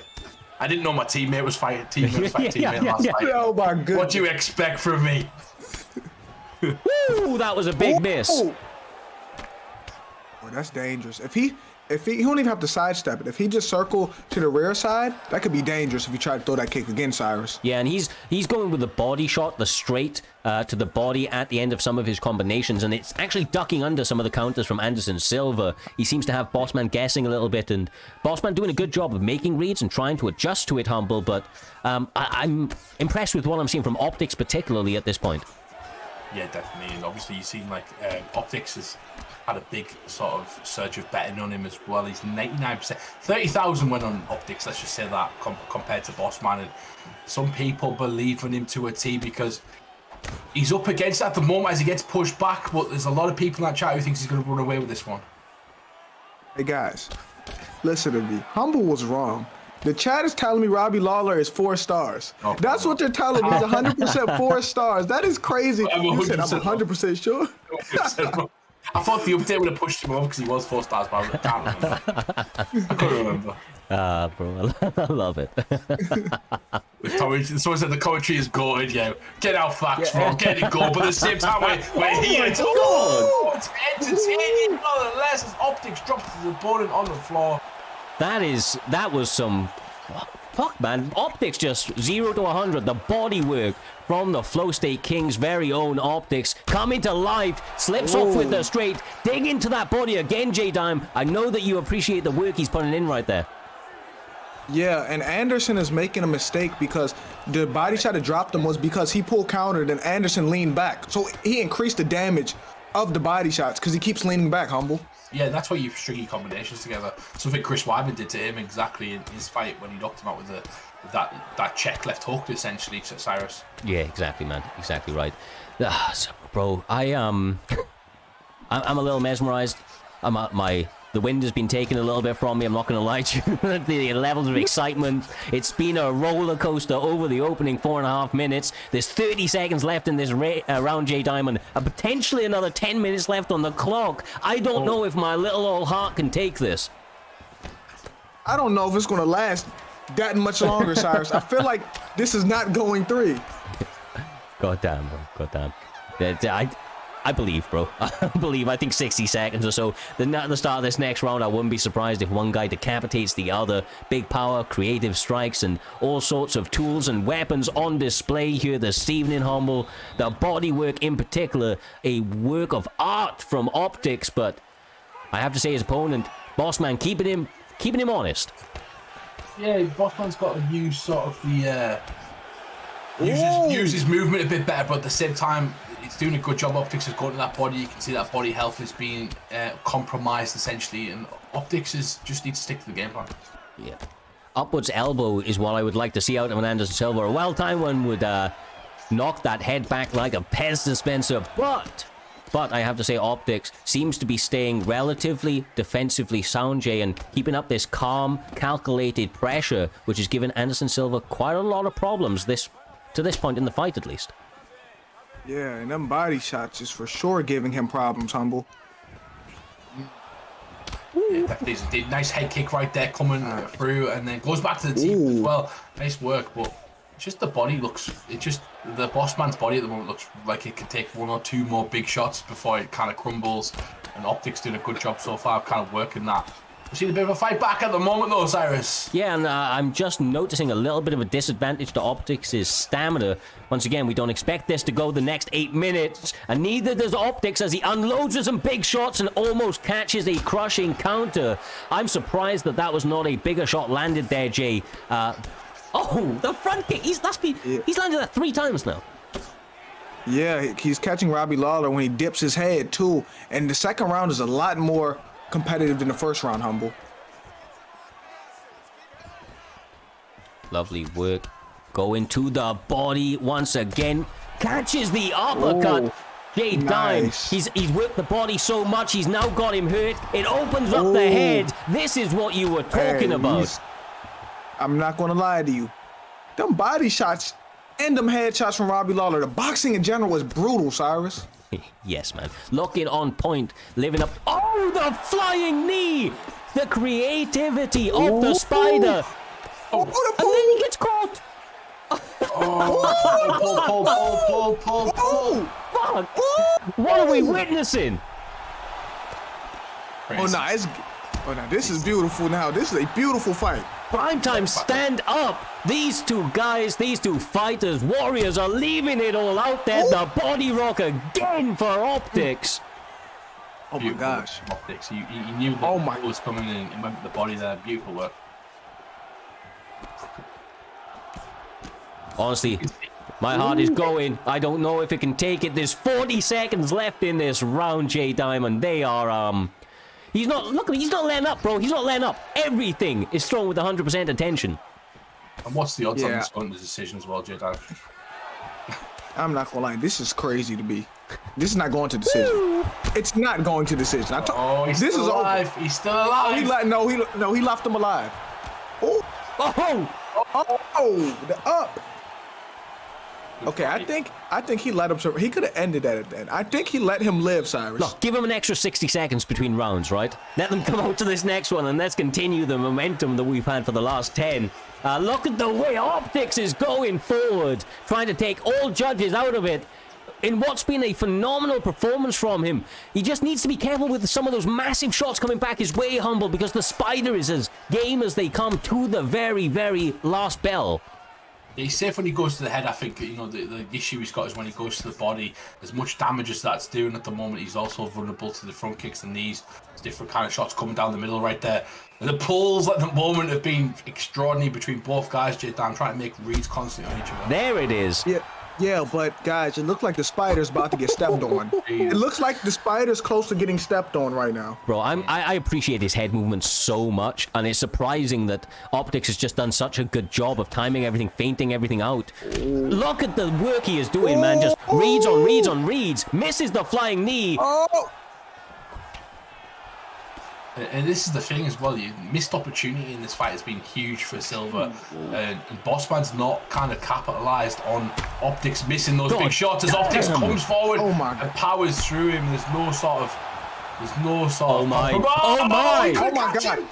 Gosh, will he shock the world? Will he make a comeback? Does he have enough left? Nope. No, I don't think he has enough left. That's not juice. Oh my God! Oh my God! Jay, Humble, do you want to see a dead body? I think that's what we just got. The Spider just got stepped on. Like I said, this. Oh my. That was a great performance. That was a great fight, even for Anderson Silva. Yeah. That's fight of the night right now. Right now, that is fight of the night, guys. That was a good fight. It was very Optics. You know, I always have my opinion on letting your opponent up, unless the teammates like that. You let your opponent up, you waste a round. Could have finished him maybe in the first or the second, pushed himself, propelled himself up the division, but doesn't choose to do that. And he's going to get another win on his record, Osiris, and that's the most important part about that win. It was a great fight, but you know, ultimately, you come away with a W, you're happy. Yeah, exactly right. And he was not just. He may not have got those extra couple of points right for first round finish, but his notability has definitely gone up. He's going to be the hot name on everybody's tongue going forward. And yeah, I mean, look, that was a fantastic undefeated. Undefeated 3-0 as well. now. Yeah, 3-0. Look, not only undefeated, not only stepping up in one of the bigger fights of his career within Primetime MMA, doing it in style against a game and dangerous opponent. We saw why Bossman is such a dangerous opponent there. He stayed in that fight to the very, very end. He didn't waste any time, right? Looking for his openings, capitalizing on them when he could. And you know, he wasn't able to muster the victory here this evening because of the way that Optics approached that, J-Dime. He just approached it with militant precision. Yeah, that was just a really, really good win. Feather in his cap for him and his camp. I'm sure they're going to be proud of him. Yeah, that was an amazing performance. He made Robbie Lawler look like he was in his prime against Cyrus. Truly, man, trying to take souls, not just separate men from their consciousness. Mr. Humbledink, J-Dime TV, we have got another phenomenal fight up on this card next. It is going to be Monkey God up against Perp Dog. These two guys ready to throw down in the bantamweight division. Honestly, from what I've seen in the past, I know we've known Purple Urkel for a long time. Monkey God seems to be a game all-around opponent, but I think that these two guys, being such well-rounded guys and with a history of starting fast, I think that this only may have a round or two in it, bro. Quite genuinely. Yeah, like I know Monkey God and I know Purple Urkel quite a bit. I've fought these guys before as well, and Monkey God's got really good head movement. He likes to talk a lot in the chat. He likes to build his fights up. He's very some would say controversial with some of the things he says. He likes to wind his opponent up and get in their head, and what that does, J-Dime, is it leads his opponent to kind of throw a lot at them, and that because of his head movement, that sets up a lot of shots for Monkey God. So it's a bit like the Conor McGregor effect. You get in your opponent's head, they come out firing, they come out blazing, and then you counter your opponent. So we'll see if Purple Urkel has took the bait for tonight. That's that psychological warfare, right? If you beat them mentally, the match is already over before you step in the cage, Cyrus. Yeah, win the fight before it's even rung the very first bell. But we will see how this goes down. Purple Urkel, being around the game, has noticeable wins on his resume, including one of the fastest victories in primetime history in one of his debut fights. These guys, like I said, normally very, very quick starters. We'll see how they adjust as a result, because sometimes when you've got two guys that got a very, very quick starters, it almost neutralizes each other there, Humble, because they both know how dangerous the other one is. Yeah, definitely. And Purple comes out firing a lot of the time. Likes to mix up with the wrestling as well sometimes. So we'll see if Purple comes in with that game plan at the moment. But he has got some nice wins over Carujo, over Reaper recently. So, you know, he's got Monkey God on the back foot because Monkey God was undefeated fighter 3-0. We know those 3-0 fighters are really good, but he fought Kevel and he came up short in his last fight. But this is going to be an interesting one. Purple Urkel not wasting time, Jay. Pressuring forward, trying to land that boxing, but gets ankle picked very quickly. It looked like he was going to start off really strong. It did. But then he smartly ankle picked him, Humble. Yeah, he definitely does. And Purple Urkel is now on his back with Monkey God, and Monkey God tried to fake glove clutch, but Purple Urkel didn't have none of that. And it's really good that Purple Urkel kind of understands those psychological games are going to happen, because Monkey God will try and impose that side of the mentality and game onto you no matter what. Yeah, and one of the legends of the game, Dirty Dave, once said that this position right here is one of the most underrated ones. The body is open for you to absolutely rain down holy hell, and that's what Dillashaw Monkey God was able to do right there, J-Dime. Now looking to work some ground and pound from the top, feinting to the top mount and securing side control as a result. You can say what you want about Monkey God, but he's controversial and all that, but you cannot doubt that the kid has skills, Humble. Oh yeah, definitely has skills, 100%. He's got some nice wins in his repertoire as well. He likes to piss people off essentially, and you know, it doesn't make him likable amongst the community. But at the same time, he does not give a fuck. The Purple Urkel at the moment is eating those elbows. He's eating those shots, and Monkey God likes this position. He likes to take control early in the fight. He's going to use this to set up his striking later on in the fight as well. Yeah, look, he's happy to play the heel. We've got the chat going crazy with support for Purple Urkel at this stage of the fight. He does work his way back to the feet, at least momentarily. Gets the separation, but needs to get away from that cage, J-Dime. Oh, nice! That was nice. Big knee. It looks like, guys, he may make a comeback. If he don't get sidestepped, he may make a comeback, Humble. Yeah, definitely. And one of the things you can do against Monkey God, he does like to use the head movement quite a bit. That people call it bobbleheading, but he likes to use that. He's go to the body with the leg kicks. The kicks of Jose Aldo are brutal, Cyrus, and you're more vulnerable when you start using that head movement if you're not blocking your body. If someone goes there, it's going to catch you. So playing it in the game plan of Purple Urkel is at the moment. Yeah, he does get another ankle pick. However, I think this is a tale of two halves. Monkey God quite clearly seems to have an advantage on the ground, J-Dime, but once again, when it hits the feet, Purple Urkel seems to be a different beast, but he needs to get there because the elbows are raining down with ferocious intent. Nice work. I'm not gonna lie to you. Once this hits the mat, it's a whole different fight. It's a level difference, Humble. Yeah, it is. There's a lot of anticipation for Purple to get back to his feet, which is costing him. But at the same time, he gets it up right there. But I was about to say, he really wants to get the feet, and that makes his transitions obvious, essentially. Nice. Yeah, Nice work right there. He needs to maximize the damage he can do when he's on the feet, not give anything and deal out all he can, J-Dime. He's done a good job of it so far, and he keeps landing with everything on the money. I honestly, there are levels, like you said, and when it's on the feet, Purple Urkel quite clearly is levels ahead, even though his opponent has got a good striker in TJ Dillashaw, but when it hits the mat, it's got to be terrifying for somebody like Purple Urkel, because you can see how ferocious Monkey God is. He wants that finish. He's not a guy that's just looking to lay and pray. He's trying to take your face off and bury it through that mat. Listen to me, guys. That was a great first round, but Jose Aldo has to keep it on the feet by any means necessary right now. Completely agree with you right there. There seems to be... It's weird because Monkey God is actually a striker. Like, he dominantly likes to strike a lot, likes to use the head movement. And like I said, Purple Urkel really using the body kicks well to stop the head movement, which is essentially where Monkey God is really good, Cyrus. Yeah, exactly. Oh my God, gets caught in a flurry, going for that flying knee, goes for another one, eats a double elbow, sticks him down, J-Dime, going for the finish. Whew. I ain't gonna lie, that was reckless. That flying knee was really reckless just now, and now Monkey God's exactly where he want to be, Humble. Yeah, definitely. And Monkey God is kind of stuck to a game plan throughout, and he's trying to utilize his opportunities to stay on the ground. But Purple Urkel getting back to his feet right now, even though he got dropped he was in a bad position right there. He's where he wants to be, but training the wrestling together is Monkey God at the moment, Cyrus. Yeah, and it's paying dividends for him, man. His opponent's incredibly dangerous on the feet. The longer he can keep him in this position, the more he can damage him. the better the fight is going to be over the course of the potential 8 minutes we have ahead of us. So far, Monkey God committing to the grappling routine, and I think that I think it's well in his favor, Jay. Well in his favor.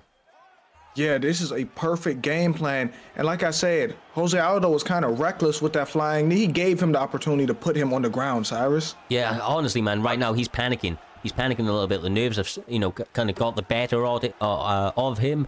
As I think I just saw Mr. Humbledink say in the chat, funnily enough. But yeah, it's a bit difficult right now because he's doing so well on the feet. But when it's on the mat, the panic or the frustration is becoming, very, very visible. Here, Humble, very visible. Yeah, this is part of Monkey God's game. He tries to get in your head, tries to smother you, tries to get in. A lot like the T4H guys, right? The T4H guys, that's part of their game plan. It's part of fighting. It's the art of war. Go read a bloody book and learn about it, because it is psychological warfare is part of fighting, and it is not just all about throwing kicks and punches. And Monkey God is showing that right now. Yeah, they're willing to go all in, Jay, and that's what you need to do to get victories, especially at the highest level. Monkey God doing a great job so far and looks to continue to implement this game plan with over a minute left on the clock. Monkey God is controlling where this fight takes place, because we can say Jose Aldo had all the success on the feet, but that's too far in between, Humble. Yeah, it is, and he needs to do well in these transitions. He needs to use transitions. He needs to block transitions, essentially, to stop his opponent kind of moving, give himself grappling advantage. And at the moment, what he's not doing is he's trying to get up immediately every single time Monkey God gets a good position, and Monkey God's reading that now, and it looks like it's the end of the line for Purple at the moment. Yeah, it's not good for him. He's only got 13 seconds left on the clock, though, and of course, this third and final round will start back on the feet. He needs to keep this fight on the feet, J-Dime. Make sure to stuff that takedown and look to implement some big strikes, potentially try to take his opponent out of there. I don't know which way this will, the judges are going to be scoring this going into it. In fact, Purple Dog is actually in the chat right now saying, F, for fuck's sake, this motherfucker. Don't let that frustration settle in, Jay. Humble. Gotta be calm. You've got 5 minutes to get your work done, right? Yeah, you've just got to use your tools, you know what I mean? Your opponent's trying to get takedowns, so if you're trying to get takedowns on you, you've got to make sure you're out of range. You've got to make sure that you're not walking into a takedown, or you're ready to block that takedown, exactly. But that's going to open up the striking for Monkey God, as you can see right now. And Purple Urkel is going to have to mind his P's and Q's, Cyrus. I got there before you. Yes, sir, brother. Yes, sir. They are now going at it, but that's the thing, like you said. Monkey God can start letting the hands go, and then at a moment's notice, straight back to the grappling. So Purple Eagle's got to be aware of that for the full 4 minutes, 13 seconds left on this clock. And whilst doing that, still have the ability to let go of his weapons, Jay. And he's doing a good job of it so far, landing that big spin kick to the body. Yeah, I think Purple's in desperation mode too. I think he kind of allowed Monkey to get in his head in the beginning of the fight, and it cost him, Humble. Well, here's the question. Who won the first round? Because Purple Urkel did get that rock, even though he was taken down. The Monkey God, I think we can clearly say, won the second round. So this could be 1-1. All to play for right now. You need to reset your mindset. You need to win this one, and majority of this one has been on the feet so far. Yeah, so, you're absolutely right, bro. I'd actually give the first round, I think, to Purple Urkel because of that body rock, but the second round quite clearly to the side of TJ Dillashaw, and this third one still all to play for. 2 minutes 56 seconds left on this clock, and we see Monkey God securing a takedown here, Jay. Gotta be frustrating for Purple Urkel. Yeah, it gotta be. And then you gotta think about how are the judges scoring this, because round 2 could easily be a 10-8. No. You don't think so, Humble? I mean, that was a lot of control, bro. So? He dropped him and then got ground control for the rest of that. You need a sledgehammer to the face to get a 10-8 on this game. There's no he said a sledgehammer to the face. The judges don't do 10-8s in this game. Unless you drop your opponent. Don't forget how many times you drop your opponent. 5-6 times sometimes. I think so far it's 1-1, and Monkey God is now starting to take control. First start of this round was a bit of Purple Urkel. We're seeing a lot of the same thing, Cyrus. Purple Urkel panicking on the ground. He's stamina low. Oh my, this is not good. He has got a submission attempt on with 1:30. This is traditionally one of the more difficult ones. And I'm surprised he bailed, Jay. Walk me through that, bro. Why do you think he bailed? I think he wants some ground and pound. I think he wants some ground and pound. What's the finish? I think he wants to demoralize him. Just beat him up some more, Cyrus. Honestly, that looked close to me, man. That looked close. He was tracking very well, It Humble, was but close. he chose violence instead. He doesn't want to, kind of make his opponent go nap or snap. He decides that he wants to grind that elbow into the face. Make sure that his opponent's blood is smeared over the canvas so that he is remembered for the future fights in this card. So far, so good. Monkey God being malicious in his approach. Yeah, 1 minute 10 seconds left of the clock. He realised he wasn't going to get a submission. It was going to cost him 30 seconds of time. And now he's going for the ground and power finish, which he nearly gets, and he lands some significant damage in this round. And if there was any questions about who's won this one, Monkey God has just put a stamp on it towards the end of the round, Cyrus.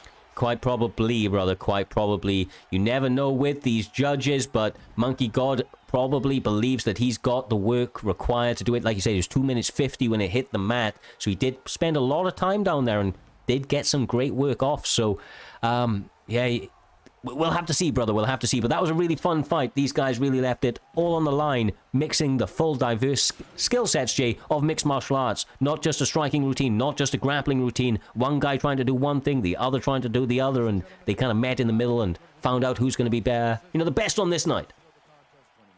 Yeah, Monkey God had a smart game plan to control the fight on the ground. Like, I want to talk to his coaches because that was a brilliant game plan, Humble. Yeah, it is, and I think Monkey God's kind of his own coach. He's one of them people who kind of looks after himself, and he gets the win, as we see by decision out there. He goes to 4-1 in the PlayStation division. He'll be wanting to rectify the wrongs of his last loss, and he gets back on a winning streak, which is really important, Cyrus. When you're around that 20 mark, when you're ranked 20th or so, and you get that big push, you move near close to the top 10 or in the top 10, depending on your result. But it pushes him against top fighters going forward, and he definitely has another aspect of his game, which is the mental warfare. Yeah, truly, brother, truly. I've not seen this mental warfare that you speak of, okay? But I believe you, brother. I believe you. He's in the chat. He's in the chat. Was he? Okay. Shit. Okay. Talking shit. Well, look, it's no easy feat to go 4-1. It's hard to be, it's almost impossible to be undefeated these days in Primetime MMA and a lot of the esporting leagues around, but to even be 4-1 at this stage shows the fact that this guy has, found a recipe for success for himself, Humble, and has been able to ride that success forward, at least thus far in his career within Primetime MMA. Bigger tests await him, but a good showing here tonight that I think he can take a lot of successes from. Yeah, it was a good fight as well, where I think Purple Urkel had some success that first round. He did get a body rock, and I really do think he should have concentrated a bit more on the body work. He should have kind of stopped pressing his opponent and used the footwork. And I think that those are skills that Purple Urkel as well can learn in the future, J-Dime. There's no clear answer of what he could have done, but you've got to kind of take the positives and negatives and learn from your mistakes. Yeah, and I wouldn't be upset that I lost that if I'm Perp. I would get in the lab, go to a drawing board, and work on that ground game. Get better at it. Use this as motivation, Humble. Yeah, definitely. But the next fight of this evening this could be a co-main event fight in its own right. We currently have Dirty Dave. He is ranked number 5 at 6-1, and I believe we have a late replacement, which I'll let Cyrus tell us because I'm not quite sure who it is. But who's stepping up, Cyrus, to take Dirty Dave? And I don't know. You wouldn't believe that it's the man that tends to do this more often than not. He is our Donald Cerrone of higher skill level, if you will. He has the upper skill level in terms of where he can find himself within these promotions. It is going to be KM's very own KM Caliber. No. I wouldn't believe it, brother. You wouldn't believe it. But no, a high level compared to answering the call up against somebody that, let's be honest, Dirty Dave, one of the guys that a lot of people struggle with. He's not a guy that when you see your name matching across from him, you relish the opportunity because he's look, man, he's a nightmare everywhere. This guy can strike, he can grapple, especially, my God, can he grapple, but he's put the reps in everywhere, Humble. Yeah, definitely. And the one thing about Dirty Dave is he's methodical, he takes his time, he doesn't kind of overexert himself, and he doesn't care if he goes to decision, which is what I like about Dirty Dave. He's comfortable in his own skin.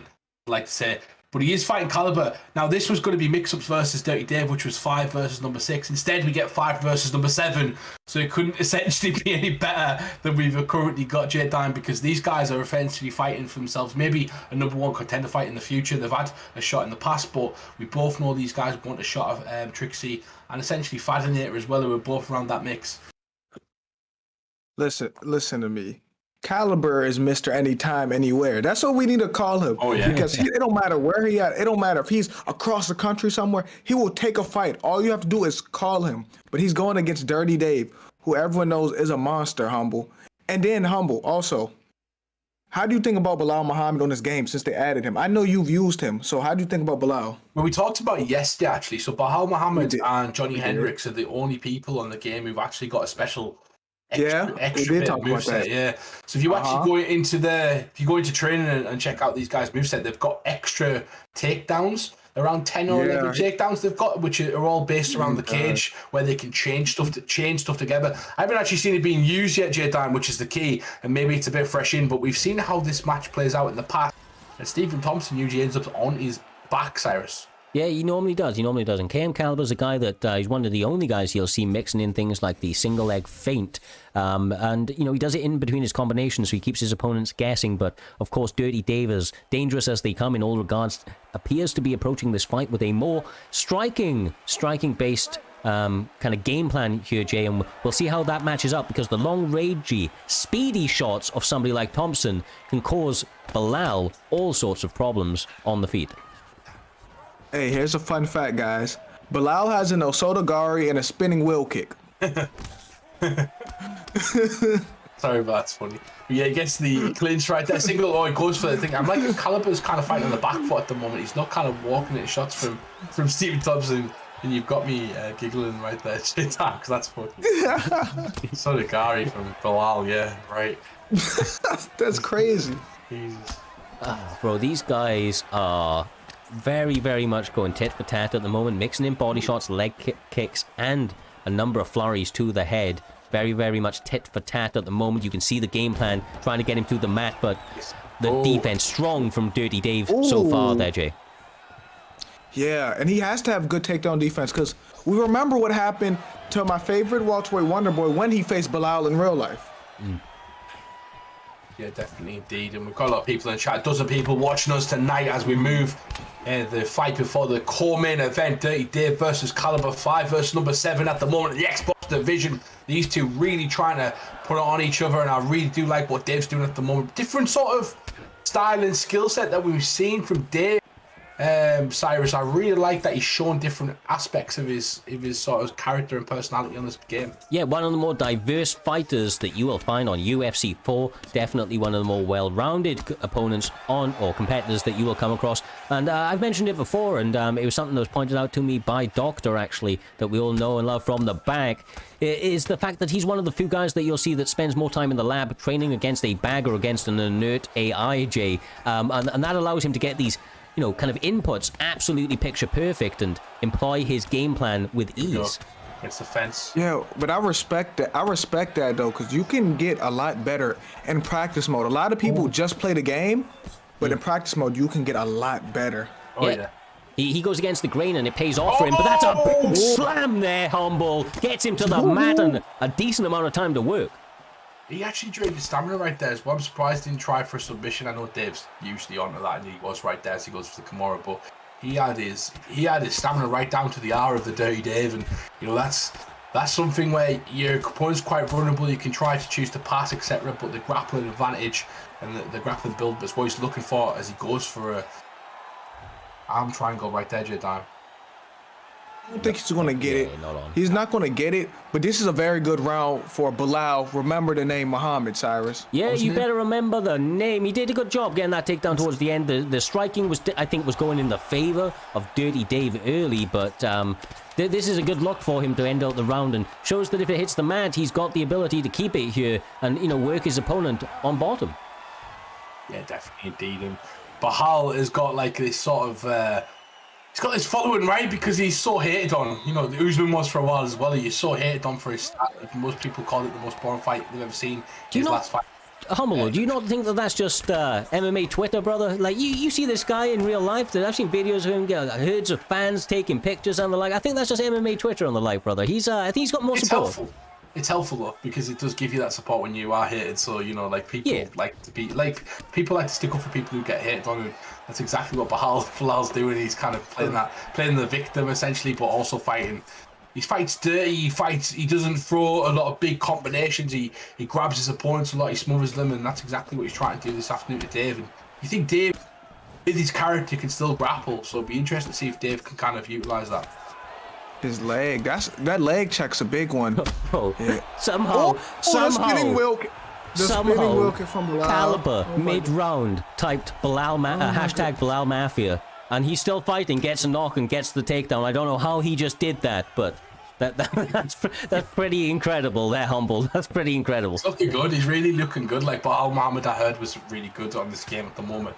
And I just want to go into nice word. I want to go into the UFC sort of update that they've just done. Maybe that's a look into the future as well, because they've kind of based the update on Bilal's actual skills. Maybe that's something they're going to look to utilize in the future, where they kind of utilize that with certain characters and update them to how they fight, because Bilal is looking like Bilal at the moment, J Diamond. He is controlling his opponent and moving around him with ease.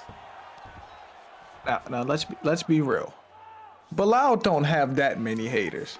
I don't think he has that many haters, Humble. You haven't been on Twitter in a while. That's it. It's Twitter, bro. Twitter's it's MMA Twitter hates on Bilal quite heavily, bro. Like I said, truly. I may be one of them too. I'm just playing. In the chat, say, remember the decision. Remember the decision. That's fucking brilliant. That bulldog choke nowhere near, but the worst that happens is he ends up in half guard. A minute 40 left on the clock. J-Dime slices over into top mount, gets the denial, and he's looking silky smooth tonight. Caliber on form, taking this fight on short notice, quite clearly pays to his favor more often than not. Nice work. Look at that from Dirty Dave, though. Beautiful work. I'm really seeing some. It's like someone else has got his controller, J-Dime, of Dirty Dave. We've not seen this. Yeah, like spot. Dirty Dave is usually on this. He usually denies some of these transitions. His little brother may have the controller, or Caliber, or simply Caliber's playing that good, and the Wonder Boy pick doesn't help. Maybe Dave knew something about Caliber's sort of ground game and thought that he can neutralize that with. Just from my perspective, usually it's Dirty Dave that is Bilal, and not the opposite way around, Cyrus. So it's really interesting how he's kind of fighting tonight. It's a different approach, right? It's a completely different approach. But Dirty Dave, being with the BFAT boys, trains with the champ, who predominantly a striker that has the grappling base, and having such deep skill sets on your team, just like you, Humble, that you have a deep kind of skill set of fighters. You have really good grapplers, you have really good strikers, and I think that ultimately makes a perfect recipe for killers to be formed from that camp. Yeah, definitely. You've got some of the best players around you and stuff like that. You can kind of utilize the aspect. I was training with Judo Demon for a long time, and Judo Demon was one of the best submission. And I started defending all of his chokes, and all of a sudden nobody could kind of choke me. And that's how you kind of work. You work on those aspects. And that's what a lot of people do. Is Dave chops the legs. One of his main weapons he's been using in those fights is the leg kicks. As he gets hit with the head kick. The kickboxer. And also, let's not forget, last round he stunned him with a spinning wheel kick, Cyrus. Yes, sir. K1 Bilal is what we have on our hands here this evening. Maybe he wants to get this fight back to the ground and he shoots the takedown, but Dirty Dave all over it here, Humble, and able to force on a couple of shots on that exit. Yeah, definitely. A lot of people bet on Dirty Dave as well. 38,000 has gone on Dirty Dave compared to Caliber. And interestingly, Caliber actually bet on Dirty Dave, which is really brilliant. I've never bet on my opponent before, Cyrus. Maybe a bit of match fixing going on here. He feels like it's a win-win situation, whether it be points in the chat or victory that propels him up those rankings. Caliber feels that he's a winner here this evening, trying to land that lead hook on his opponent. But Dirty Dave getting a couple of body shots straight in. He's got to be careful here, man. Bilal's landing. Oh, shit! Uh-oh. Dave's gone forward. Goes to the body. Again, I'm just thinking of that stamina. Oh! Nice. What a fight we have. This third round's really opened up, J-Dan. Yeah, it has. And I'm not gonna lie to you, Bilal's shape up looks really sharp. He has a nice haircut right now, so he was prepared for this moment. Yes, sir. He wanted to look good whilst getting his victory here this evening. Man, these guys, back and forth, Humble. 2 minutes left. One of them needs to take the judges out of it, and it looks like Dirty Dave's the one trying to do so with that forward pressure.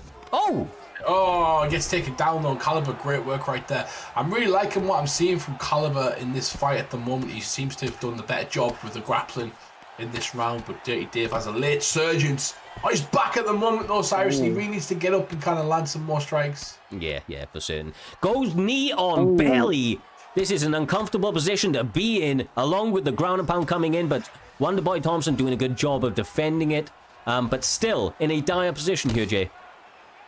Yeah, and I'm not gonna lie, if I'm Wonderboy, I may need a knockout, but I'm on my back right now, Humble. Yeah, definitely. And I'm wondering who the chat actually thinks is winning this fight at the moment. If you think Dave's winning, put a hashtag Dave. If you think Caliber's winning, put a hashtag Caliber, because this has been a close one, but I like Caliber's work so far in the 3 rounds that we've seen as he starts to pepper his opponent and control him on the ground, Cyrus. Yeah, I think changing something, unless something else happens in the next 15 seconds, which it doesn't look like it will be with the submission attempt. I think Caliber has been able to etch his name in the victory books here this evening. In a very good performance with Bilal Muhammad. You better remember this man's name, J-Dime. You better we gotta remember it, bro. Great shit. Oh, man, it's funny, guys. Yeah. We gotta remember Bilal's name right now. We gotta stop making fun of Bilal. Bilal's a really good fighter. But Dirty Dave gets the win! Split decision. Woo! That is controversial. I would say, bro. God damn. Dirty Dave, take a bow, brother. I don't... Oh my god, that is daylight robbery right there. That's so funny. Hey, hold on. I'm happy. Wonderboy found a way to win. That's my favorite welterweight. Wait, go round by round. Let's go. If we can get a round by round quick. Yeah, I don't know. Because I don't remember like the first and second one. Round by round. We'll give them a couple of seconds if they go round by round. But look at the stats. The 204 strikes thrown to 205 strikes thrown. 91 strikes for it's the takedowns essentially. That's the difference. Bro, that's helped him. Yeah, Dirty Dave might have stole that, bro. We might have been wrong. Yeah, you're right. I didn't even know. It's a takedown. It's possible that he. That's what. 2 minutes on your back. I don't know. I'm not sure. The extra leg event. The leg event. We should say the third round means more, and look, he had an extra stun. Yeah, extra leg event. Dirty Dave manages to get a win, and end of the day, we are not the judges. Yeah, no. Look, either way, fucking phenomenal fight, man. I don't care really who won, to be perfectly honest with you in this fight. I'd like to see that back maybe in a co-main in the future, because that's a great fight right there. Yeah, look, that fight definitely deserves to be towards the upper end of the card, and we know that those two competitors will ultimately end up meeting down the road, and I cannot wait to see it. Two of the most skillful and technical opponents that you will see on UFC 4, period. And talking about skill and technique, there, J-Dime, we're coming up against PlayStation Now, co-main event, 2 high-level competitors looking to put their names forward for potential title fights in the very near future. It is TS Smudger up against B3's very own Leon Stoles. These guys ready to go, brother, in the co-main event of this evening. I'm still shocked by the last decision, I'm not gonna lie.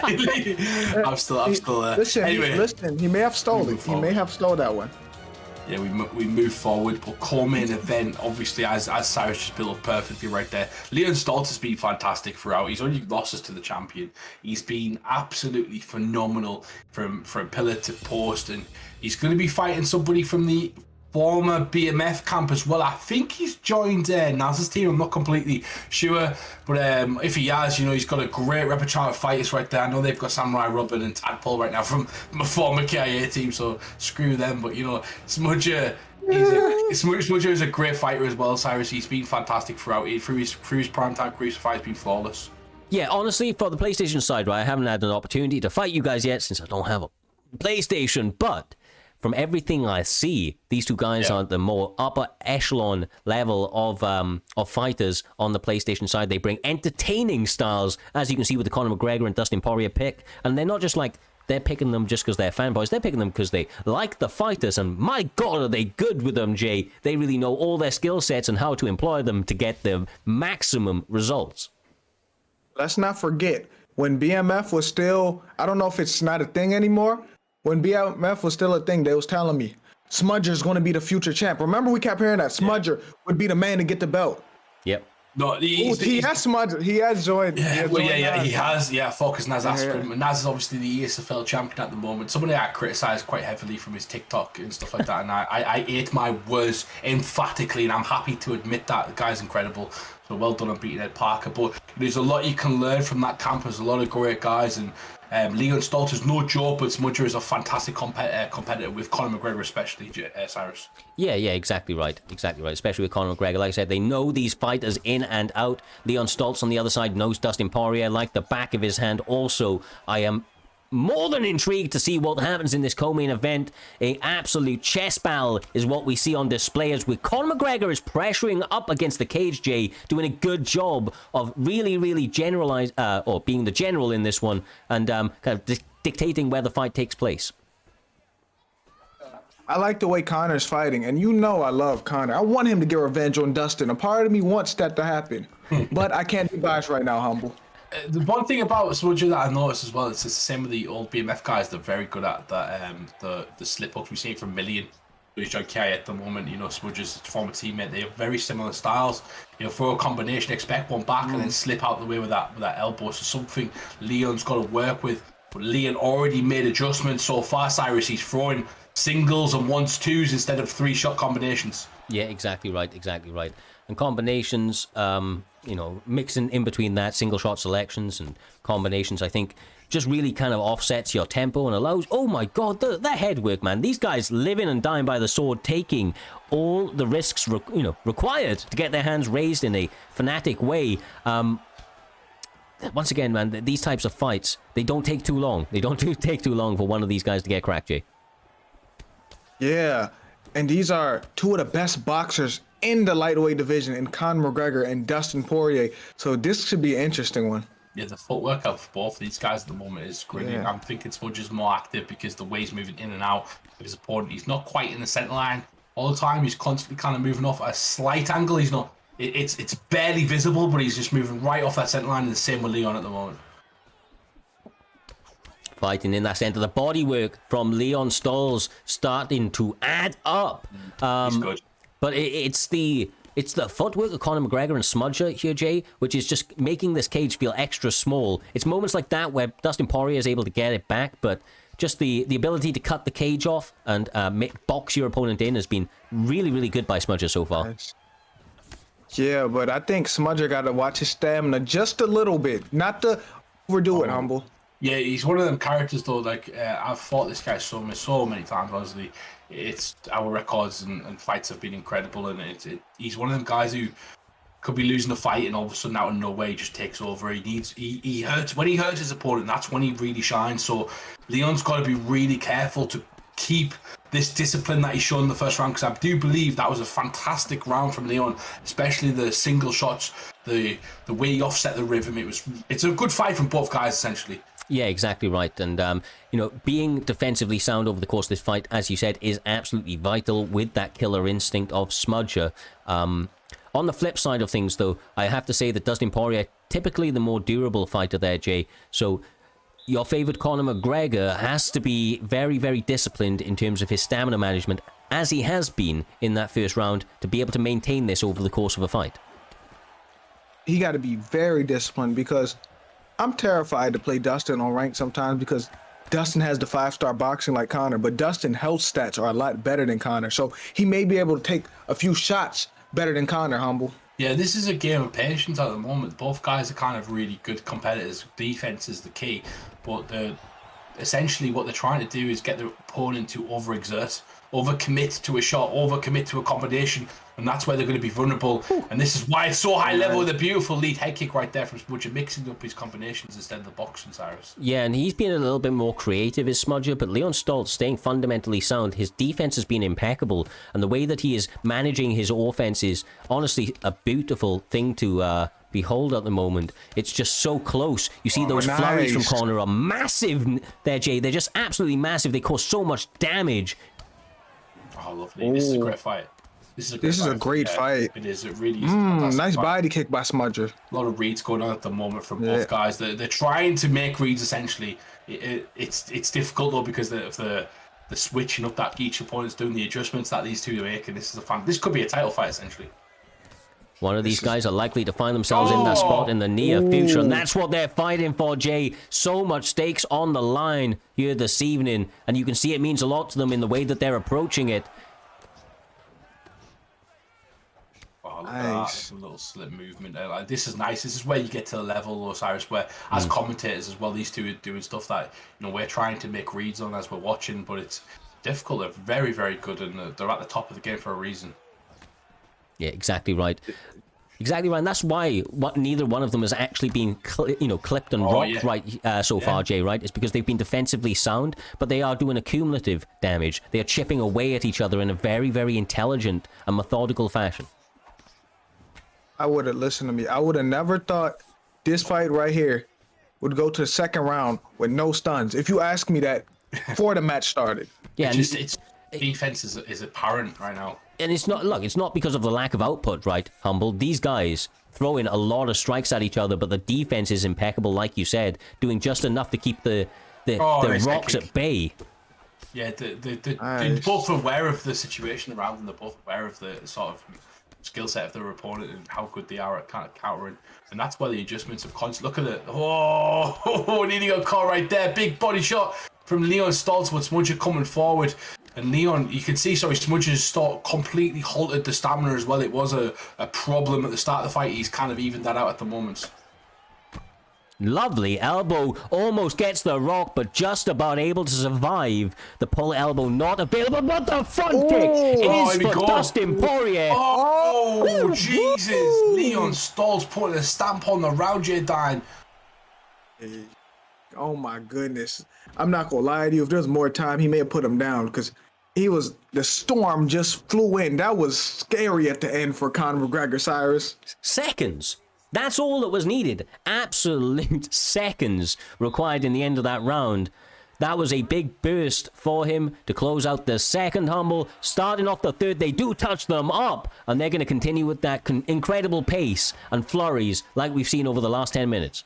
Yeah, you've got TS as well, relatively new on the scene. Like long teams like KIA and other teams have been around forever, and TS has got the ESFL champion, a lot of guys. So he's representing a really important team at the moment. I think it's technical striking, don't quote me on that, but I think it is. Someone could probably confirm, but Naz's team at the moment looking really good. But Leon trying to put a stop to that today, J-Dan. Yeah, but that TS camp has came out of nowhere with Nas becoming the ESFL champ now. A lot of people from KIA going there. He's starting to build himself a great roster there. Ooh, the head kick for Smudger. Woohoo! He is turning it up, trying to get the finish. He may do so. These TS boys. Ooh. He's relatively new as well to that team. He's just kind of joined that team from the BMF. He's got a lot to prove. There's a lot of guys in front of him in that team who are very, very good and have proved themselves in the likes of the ESFL. They've proven themselves in the likes of Primetime and in the likes of ECL, Cage Rage as well, if you want to call it that. And, there's a very competitive team in there, and he's got to prove himself as well, Cyrus. Yeah, exactly right, exactly right. Does a good job. The one thing Smudger is doing is instantly switching back to the favoured southpaw stance, which you love to see, utilising that left hand and all the power that it possesses as it lands home once again. J-Dime, he may be looking for the finish. For them TS boys. He may win this for them TS boys. He does. That is a dub. Great performance by Conor McGregor in a very competitive fight. I feel like he went to the corner and took some advice right there, because he came out completely different. There was no sort of hesitancy from Smudger right there. That's the Smudger I know, and that's the Smudger that arrived in round 3. Maybe a bit of nerves playing Cyrus, but what a fight we just had in our hands. Yes, sir, that was the co-main event of Primetime 57, and my God, did it deliver. These two guys swung it out for a full 15 minutes, almost so at least, and ultimately Smudger for the TS boys able to get the job done, Jay, in a big way, brother. No decision needed. Judges off. Basically didn't need them here this evening as he walks his opponent down, continues to land shots, and gets the job done, brother. Gets the job done. That was a great fight on both ends, but at the end of the day, them TS boys on top, and Yeah. Smudger gets the victory over Leon Stoltz. Oh, what a fantastic fight. I'd love to set up a KIA versus TS sort of camp wars in the future. I don't know. Maybe that's just a little dream of mine. But yeah, what a fantastic core main event we just had. And Smudge, he's the reason he's gone 4-0, Cyrus. He could be challenging for a belt in the future. He's kind of going to push himself in that top echelon of the guys contending at the moment. There's a reason he's come in event. But move on to the main event of this evening. It is the Xbox champion on the line. It is the current champion who beat Fadnator last week, and he is fighting his teammate. It's teammate versus teammate. Trixie versus Jakey. Take this one away, Cyrus. Honestly, two of the most high-level competitors that you will see grace the octagon on the Xbox side of things. Swift Trixie currently fighting out the blue corner, going with his favored Joanne champion pick in Jane Check, if you want to say. Rosenhammer Yunes, of course, from the challenger, friend to foe, Jakey B. Looks to answer the call here this evening and has earned this spot, had maybe 4 or 5 co-main events in a row, J-Dime, and now finds himself in that featured spot, the top of the card, and he gets an opportunity to not only get into this spot, but to win gold if the performances go his way here this evening. This is crazy. When teammates, friends turn rivals, I always love that story because you know when y'all was training who's really winning. Like, they know who's going to win this fight in the back of their head, Humble. They know. Yeah, when you can kind of see a record right there, and that sometimes means a bit, you know, we say it doesn't really affect it because of blah, blah, blah, like this thingy, but Trixie's a veteran. Trixie kind of knows his opponent, and he gets better with time. He's one of those guys, the more he fights somebody. Fadnator, for me, is one of the best Xbox competitors I've ever seen. Yep. And Trixie beat him majority of the time, every single time. I think he went like 9-0 against him at one point, Cyrus, something like crazy like that before Fadnator eventually got a win. But you know, like, Trixie's got it in his bag to do that to anybody, essentially, if he can do it with Fadnator. Yeah, man, and honestly, he's just a different beast. He's a true champion through and through. Him and Fadnator, for that matter. But look at the way Jakey B is starting this fight out. Got a couple of shots straight down the barrel, interrupting the champ on the forward pressure. Has to be careful of the counter strikes that are coming back his way. But so far, so good for the champion. I just don't want to see him taking pictures, Jay. He can't stay in that pocket and allow the champ to unload with combinations. Yeah, I agree with you, and I just thought about something. Have I ever seen a title fight in a women's weight class in Primetime? It's been a while, brother. It's been a while. Head kick lands. Oh, Jakey with a big head kick right there. Catches his opponent across the neck. Lucky that didn't knock him down, Cyrus. That's a big shot. Yes, sir. Yes, sir. This is a phenomenal start to this fight. 3 minutes left in this first round. There are 5 scheduled in total, Jay, but I do not think we're going to need it. You see the pace already. These guys may be friends, but they are definitely foes here this evening. No love lost as they continue to unload with combination after combination, not discriminating to the head, legs, or the body. They swinging like they have some ill will towards each other right now. I know they're teammates, but they're really going at it right now, Humble.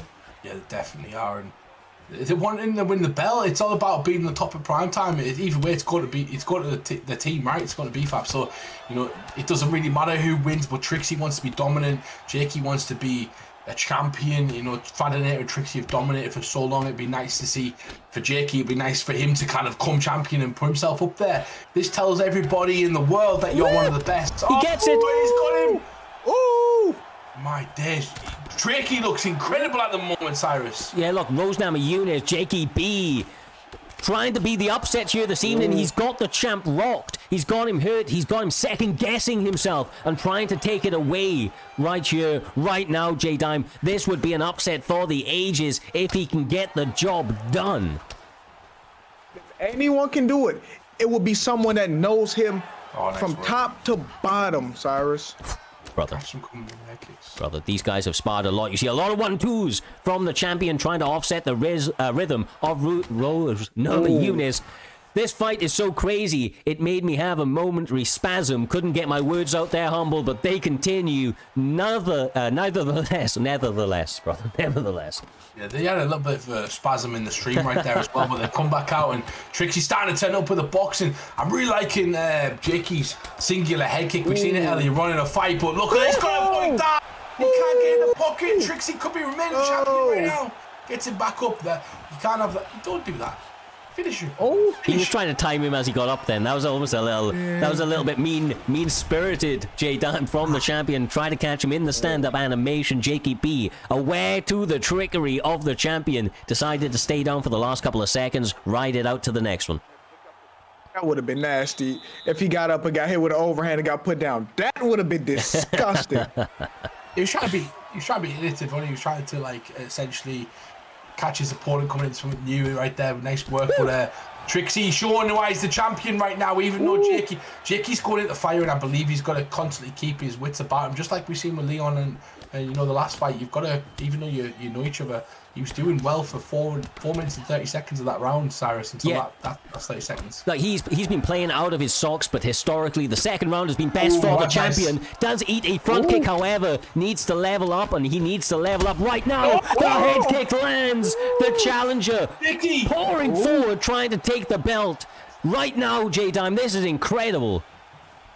This is war. He's the underdog, but that does not matter, because he said, I've sparred 1,000,000 rounds with him, and I know him, and I know I can beat him. Oh, he catches him.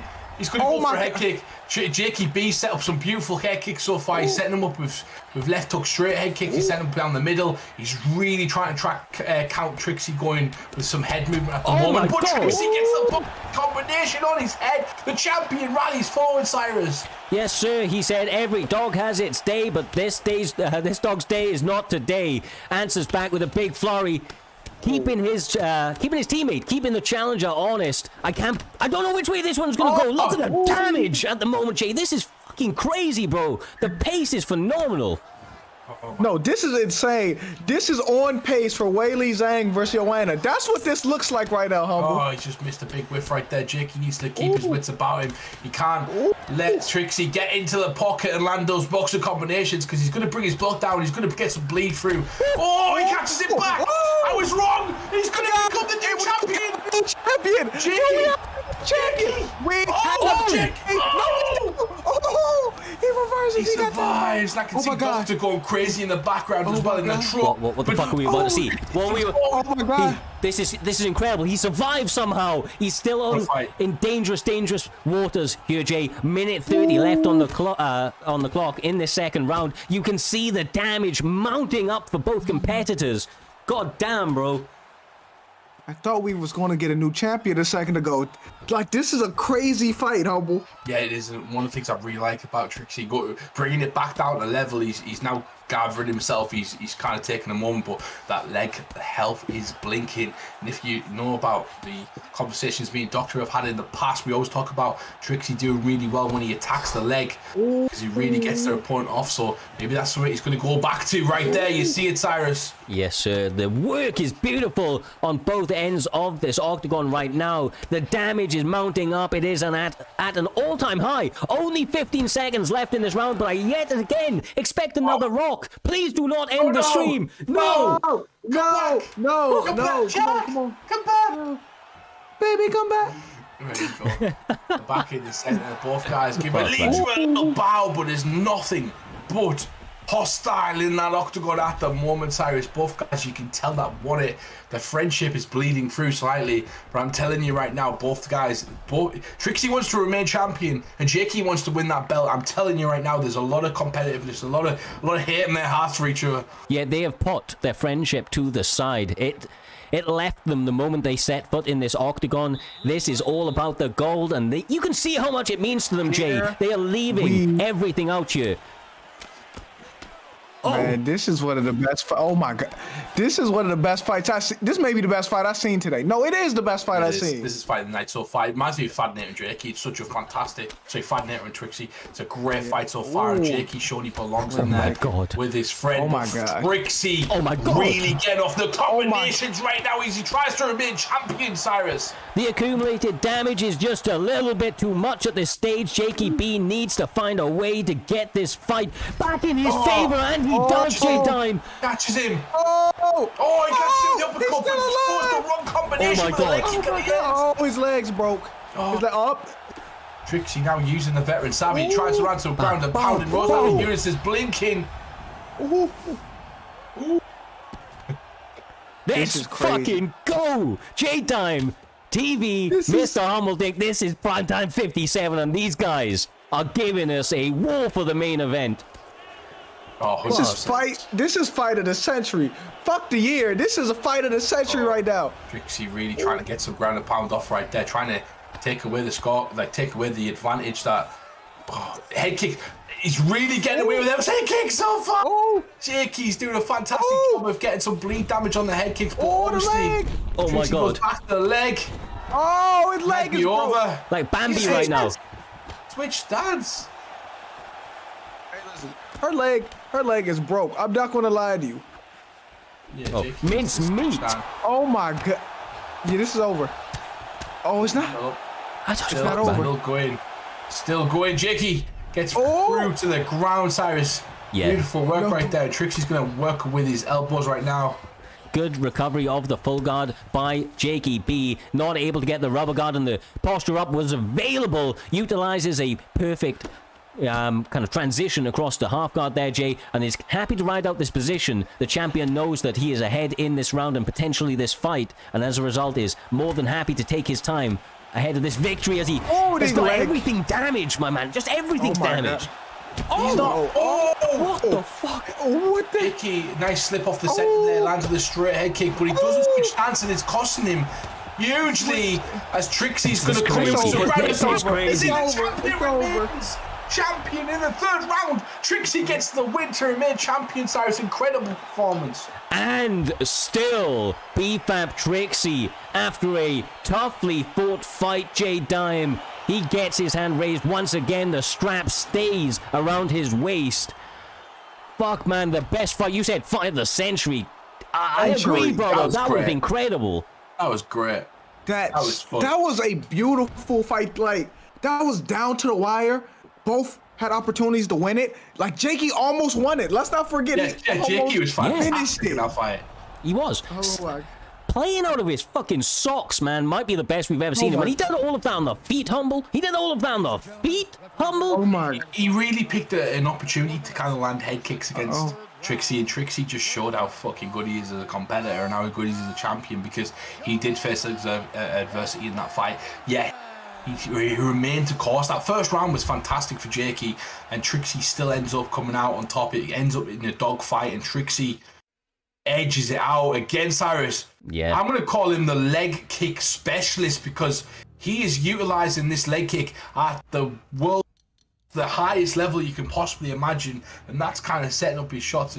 And Trixie's such a phenomenal champion to have at the moment for Primetime. I wonder who's going to take him on next. Honestly, it has been a true honor to have that man as champion. We have had a number of truly elite fighters come through and hold that championship title for a while, and he is at the upper end of that list, holds records for holding it. His major competition, of course, being the former champion in Fadinator. Tonight, though, his friend, stepped into that cage with him, his teammate. Give him one of the best runs for that belt that we have seen in a very, very long time. This was a phenomenal card. Primetime 57 will go down in the history books as one of the best cards that we have ever put on. Even with the little technical issues that were on the way there, Humble, it was just phenomenal pace, phenomenal fights from start to finish. From myself, though, from JDime TV, Mr. Humbledink, we will be back with you next Friday, 8:30 British Summer Time, 3:30 Eastern, for more esports UFC 4 action. Make sure to join the raid at the end of the stream. Show some love to the UFC 4 community. And of course, enjoy the incredible fights that we have later on this evening. We appreciate all the support as always, all the follow, subs, everything that you guys do to help us continue to build this community further and further. So until the next one, much love, stay safe, peace out. Peace.